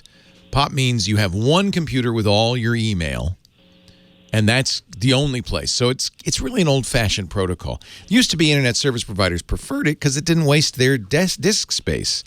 But nowadays, disk space is so cheap, companies like Comcast are saying, no, use IMAP. It's better for everybody. So that's one thing you might look at. It's easy to do. Get your friend to come back. I know it's hard with a screen reader to do this. So get your friend, if you can, to come back and set it up for IMAP. Now, that's one problem, but that's the second problem, not being able to read those receipts. May have something more to do with what the receipts are stored in, although it is possible that's corrupted on your local drive. And again, this is where IMAP would excel. If you haven't deleted it from Comcast servers, you may have, because if you're using pop mail, that's what it does, unless you say otherwise. There may be a good copy on the Comcast servers, is what I'm saying, crossing my fingers.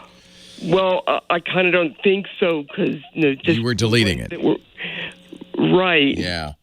Yeah, so, I mean, one way to check is to use your browser, because Comcast, like most mail providers these days, also has a browser-based interface. So you could go to your Comcast.net account, go to the email there, and see if those mails are still there. If they are, you have a better chance of reading it. Do you know what format those receipts were in? Were they PDFs? No, I had just saved the email messages. I mean, not saved them, but... They were in your email. They were in your live mail account. Yeah, and then somehow they're all on my computer, but I can't read them. Well, and that's the question is, it depends on... If it's a format, so it could be in a format that your computer doesn't have a program to read currently.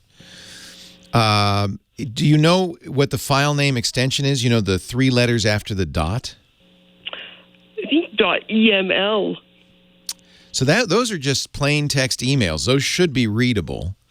But it may be that live mail, the other problem with this is that Microsoft has completely changed its free mail program. Remember, it used to be Outlook Express, then it became live mail, now it's just mail.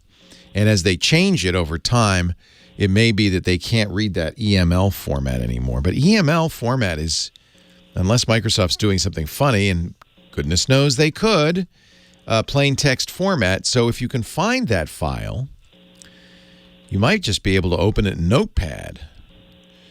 Let me just see what Microsoft does with its EML messages. It's not letting me do anything with it because that message is... Yeah, what that says is I don't know what it... Yeah, it says I don't know what it is. I can't read it. Of course. And that's what that Reg A, I believe that's what that Reg A message is. That's a little more tricky. It should be, you should be able to open it. Yeah, I'm seeing here Microsoft saves it in plain text file. You should be able to open it with Notepad. So what you got to do is find where that file lives. Open it up in Explorer and then drag it into Notepad or open Notepad and open it directly. And you should be able to read it. If it's a .eml file, it should be just plain text. Leo Laporte, the tech guy.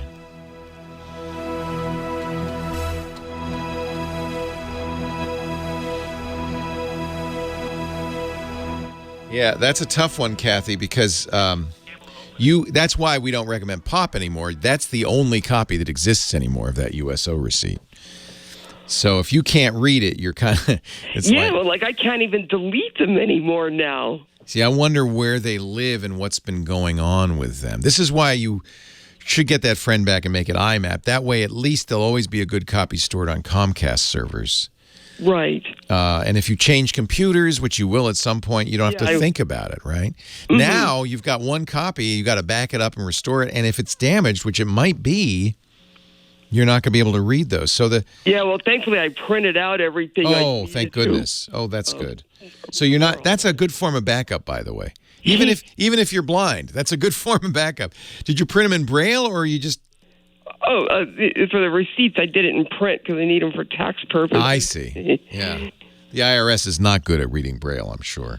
Right. So, I mean, printing is not a bad way to back up stuff. There is a program called, and I can always find those. If I want them. I would. The next time your buddy comes over, have her make it an IMAP server. The same place that she found the POP information is right above it. There's IMAP information. You read that page. Mm-hmm. Yeah. So you just change those settings.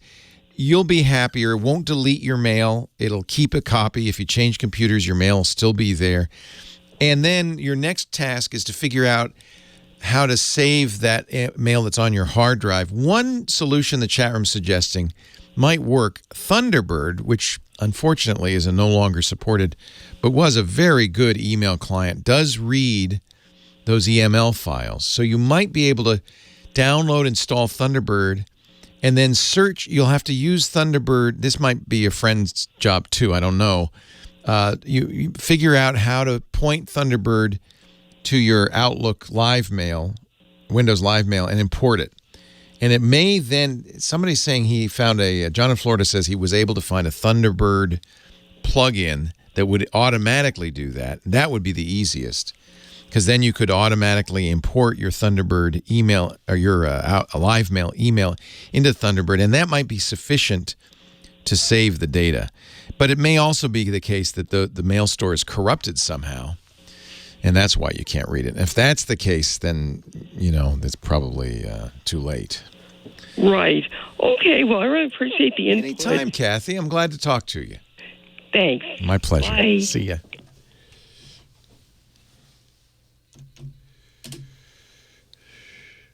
Yeah, it's alive and well, but I don't know if it's under... Let me look at the website. Mozilla dropped it. Are there people still working on it?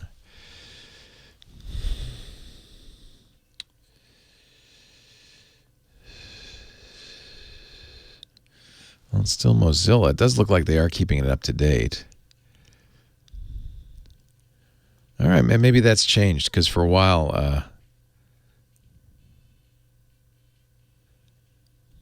I guess they have enough people.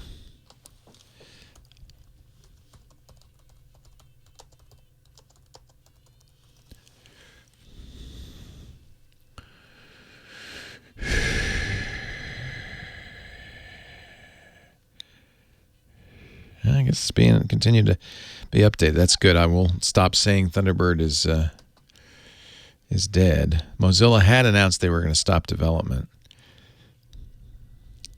Oh, Mozilla says we're hiring again. Good. Good, because Thunderbird's good. I've moved to Claus Mail, which I really like, also open source. Thanks to Big Pee-wee, our musical director. He's slapping that bass. Leo Laporte, the tech guy. I guess I will have to stand corrected. Thunderbird, which had been abandoned, I thought, by Mozilla, the folks who do Firefox, is back, baby. They're even hiring new developers. So Thunderbird, which is an excellent and always has been an excellent email program, is in active development still. So that's very good news. Latest version of Thunderbird 60. And I must have missed the announcement. Because it was a big deal when Mozilla said, yeah, we're not going to keep working on Thunderbird. They're not going to do that anymore. Good news. Thunderbird is an excellent free open source email program. It's kind of like Firefox, kind of like using Firefox instead of Internet Explorer. Speaking of which, Microsoft seems to have thrown in the towel on Edge. This is a shocker. People who installed Windows 10 were strongly encouraged to use the Microsoft Edge browser, their new generation browser. But apparently nobody liked it. When it first came out, Edge was very limited. It couldn't do a lot of the things that Chrome and Firefox can do. And I think Microsoft has realized that people are just downloading Chrome. That's not what they want, even though when you do, Edge complains. Of course, Chrome complains when you go to a Google site and says, why aren't you using Chrome? And I think part of the problem with Edge was it didn't work as well as Chrome on a lot of websites. 3 years ago, Microsoft put out Edge saying, this is it, the future of browsing. A couple of days ago, Microsoft said, yeah, maybe not. So they're going to start using Chromium as the Edge engine, which means they're basically turning into Chrome, which will make a lot of Chrome users happy. Makes me a little unhappy because we were talking last hour about the dominance that these big companies like Google, Facebook, Microsoft, Apple, and Amazon have. They're just getting bigger and more powerful. And I always think it's a great thing that you can get Firefox and Thunderbird, these non-Microsoft products, that your browser, I liked it that you could use Edge or Internet Explorer instead of Chrome. While there's certain advantages to everybody using the same browser, it's on the other hand becomes a what they call a monoculture. And that's problematic. It's good to have competition. Chrome now has 60% market share. You'd think number 2 would be Edge. We were talking about the tyranny of defaults. People just use the default browser, and Edge is the default browser on Windows 10. But no, the number 2 browser is Internet Explorer. This is on the desktop. Internet Explorer does come with Windows 10, but it's carefully hidden away. They want you to use Edge. I guess people really didn't want to use Edge. Edge is actually not, as it's evolved, it's a pretty decent browser. It uses the plugins I needed to use. Not all the plugins in the world, and it does most web pages quite well. But it's dead. In effect, they're going to still call it Edge, but because they're going to use the Chrome engine, it's really Chrome with a skin on top. This is the new Microsoft. And in years past, Microsoft would never have thought of doing that. Of all the companies in the world, the one you'd least expect to be open is Microsoft, and now they are becoming really, in many ways, the open platform for computing. They don't even expect you to use Windows anymore. Use whatever you want, they say, as long as you use us somehow. Steve, Nashville, Tennessee, Leo Laporte, the tech guy. Hi, Steve. Hey, Leo. Glad to talk to you. And shout out to Big Pee-wee. Man, he has been spinning the tunes. I am thoroughly enjoying it. Oh, thank you. Hey, Damien, you hear that? They love you out there. Oh, man, we love him out here. He has got it going on. Okay. He's great. He is. He's a great musical director. He really is. Okay, here's my problem. A year ago, I bought an HP Color LaserJet printer, right? I have 2 computers. I have an Asus all-in-one and an Asus laptop. Got the printer installed. Haven't had a problem. No big deal. I don't download third-party software. I'm the only user of these 2 computers. And about 3 weeks ago, I went to print something out, and it started printing garbage with, like, ad stuff in it, coupons. Oh, man. Yeah, where the hell's that coming from? Which browser are you using? Let me guess. Microsoft Edge. Oh, no, it doesn't matter. I've tried it in Internet Explorer. I tried typing a document in WordPad. Same thing. Yeah, you've got some malware. Where? It's probably something called Coupon Printer, although there are others that will do this. Unfortunately, and this really galls me, but there are a lot of download sites like CBS Interactive's download.com and Softpedia and stuff. And I don't use that stuff because of the wrappers they use. Right. I don't use that kind of crap just for that very reason. Well, that's exactly right. When you go to download.com or Softonic, it will download a special downloader, and built into it will be stuff like this coupon printer. So, and it's happening on both my computers, my laptop and my all-in-one. Yeah. Wow. You don't do you? I mean, this is the problem when you get there's a hijacker in there somewhere, because you eventually getting the page. No, I mean, no. When I print it, it just doesn't print. It's just there'll be bits and pieces of what I've typed in there, but it's save $500 coupon, blah blah blah. Oh man, code, and it's what we call it's malware. Period. And I went through ad remove programs, but I can't find anything obvious to get rid of it. Yeah, because it's an extension. It's a browser extension. So it's what we call a BH. Would that affect even typing something into WordPad? Well, anytime you print, it would, because what it does is it captures the print stream. Gotcha. And instead of printing what you want, that's very annoying. No kidding. This might be, I don't often recommend Malwarebytes, but this might be a good place to go for at least detecting it. I know, I don't like to, generally, it's been my experience that these programs, while they're useful, aren't as complete as one would hope. So if you're going to get Malwarebytes, it's okay to get Malwarebytes as long as you get it from malwarebytes.com, BYTES. Gotcha. And then run it. And it will probably find this. It's called a browser hijacker object, or it might be a replacement print driver. Yeah, I can't imagine where I got it from, because like I say, I'm so careful about what I download. I just don't go arbitrarily putting stuff on the system. I'm real careful. And the fact that it hit not only my main all-in-one, but it hit my laptop too. Yeah. Nowadays, there's kind of different classes of malware. There's malware that's out to get you, try to get credit card numbers, stuff like that. That's actually the least common, although ransomware still remains the most common form of infection. So I guess I shouldn't say that because ransomware is all about getting money out of you. There's malware that hijacks your router and other devices with an aim towards attacking the internet. And then there's adware. Adware is designed to make money for the malware author by, getting you to click links or putting up links, putting ads on pages, or in this case, this is really annoying malware, printing ads to your printer. Wow. Malwarebytes will tell you what it is if it knows about it, and I'm pretty sure it will. When you get the name, Google it, and you'll see the various routes of infection. And there will be something you did, and unfortunately, it sounds like you're smart, you're careful, you don't fall for this stuff. But if you don't see anything in ad remove programs, it's malware.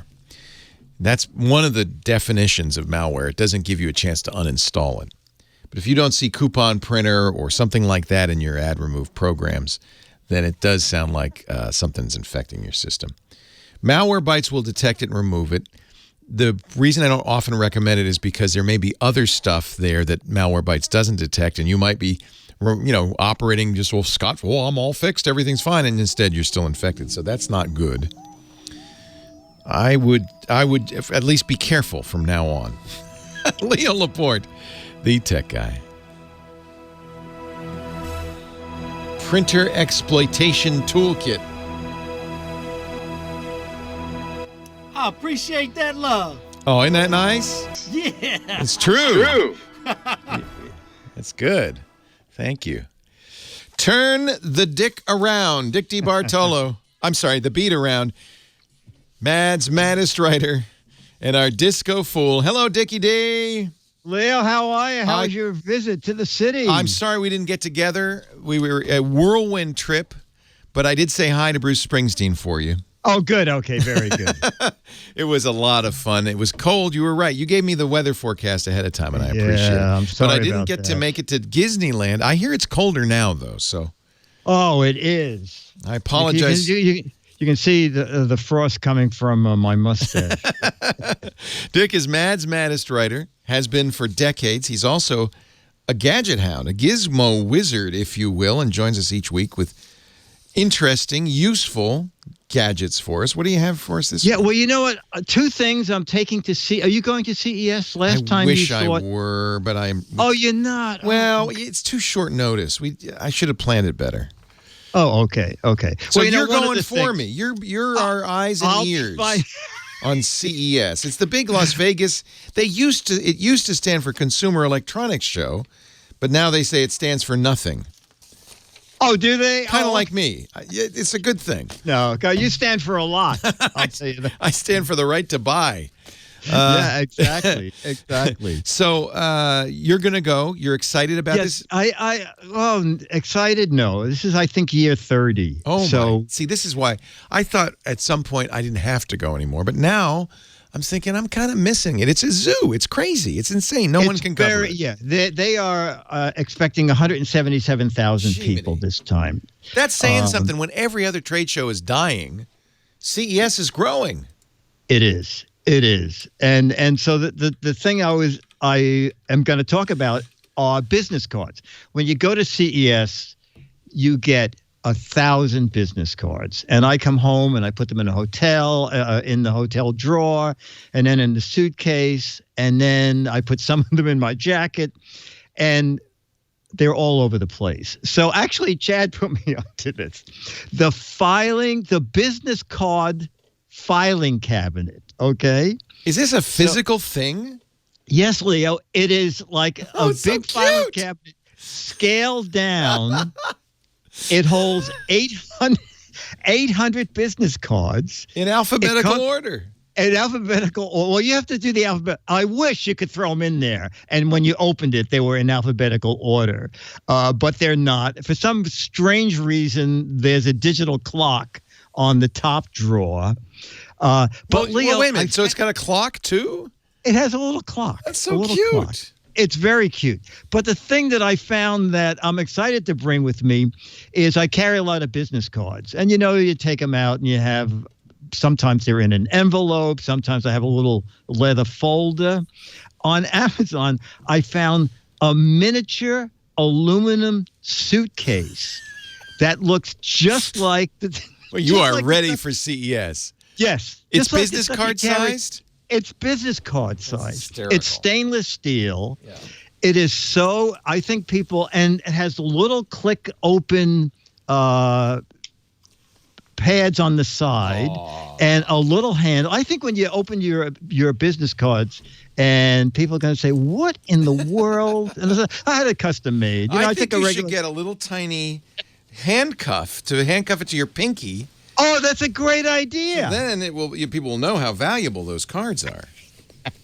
That's hysterical. And you know what? They're like $10.50. And if you're not in a hurry, I put a link on my website. There's a place they wouldn't even get here in time for Christmas, but they're $5. Oh, that's a lot less than my card case. Yeah, and they're aluminum. Oh, look how cute that is! It says "Mad." They're very clever, and they have locking clips here, and a little. You look like a giant. You look like a giant spy. Exactly. When I go through security, I'm going to say, "Do you have to X-ray this, or can I carry my luggage?" If you could only see, but actually you can if you go to gizwiz.biz. That's exciting. You click the tech guy. The Gizwiz visits the tech guy. I feel like business. I have a business card. Case. That's it's just decent. a traditional, decent. Cost a lot more than yours George did. Jensen, whoa. Yeah, it's fancy. Okay, you know what? But what do I need? This is so primitive. The idea of giving people a bit of cardboard with your phone number on it is crazy. And what really drives me crazy is people, they think it's cute, and it is cute, when they give you oversized business cards. No. Or business they cards. They won't fit in your special little filing cabinet. So what I do now, if people give me a business card, I immediately just take a picture of it. You see that. I don't want to carry it around. And I use a program that I like called Full Contact. It's not a free program, but it will actually take a picture of a business card and add it to your contact list. Does it take all the information and put it in the proper place, like phone number and address? It does, because a human does it. A human does it. So it takes a little while. A human does it? But that's why you pay a subscription. It's not huge. It's $20 or $30 a year. But the idea is a human, some poor person in India is going to get all my business cards and transcribe it. The human doesn't follow you around. No, it's not a human in your pocket. And say, give me that card. Hang on. No, but that way, so now I throw that business card out because I think that's great. And you know what I actually most often will do? I'll say, no, wait a minute. When somebody tries to give me a business card, let me take a picture of that so you can keep it because I know they're expensive. They're like 50 cents each. Well, you probably don't pay that much. No. They print them up. They say, if I can keep 100 of these, I'll print them for free. Nowadays you go to Vistaprint. It's cheap to make a business card. But a good, nice, high-quality card, the more glossy, the more colors, they can end up being quite expensive. So I say, look, I'm going to save you a little bit of money. I'm going to take a picture. It'll then be in my Rolodex, and then I don't have to worry about writing it in although I like this file cabinet. I know. And the only problem with that is people want me to autograph the back of the card, so I'll have to autograph their phone. That's a good point. I'll just write madly on their new iPhone. Briefly, IBM had a thing years ago. They did this at Comdex where you had some device in your shoe. And then when you shook somebody's hand, the capacitance of the device in their shoe, they had to have one too, and your shoe, they would see the connection, and it would give your contact information through your hand to the person's shoe. Whatever happened to that? It probably cost $400, and it only works if everybody has one in their shoe. Yes, only if you had a 9.5-inch foot, because they couldn't make shoes for everybody. That is bizarre. Yeah, this was, we've been trying to solve this problem for a long time.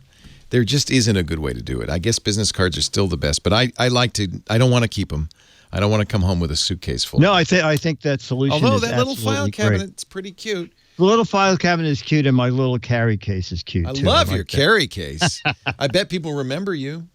I bet they will. Go to gizwiz.biz, gizwiz.biz. Click the GizWiz Visits the Tech Guy link. You'll see images and links on Amazon for both of these fine products. And then while you're there, there's one more link you might want to click, the What the Heck Is It contest. Only a couple of weeks left, 3 weeks left to figure out what this is.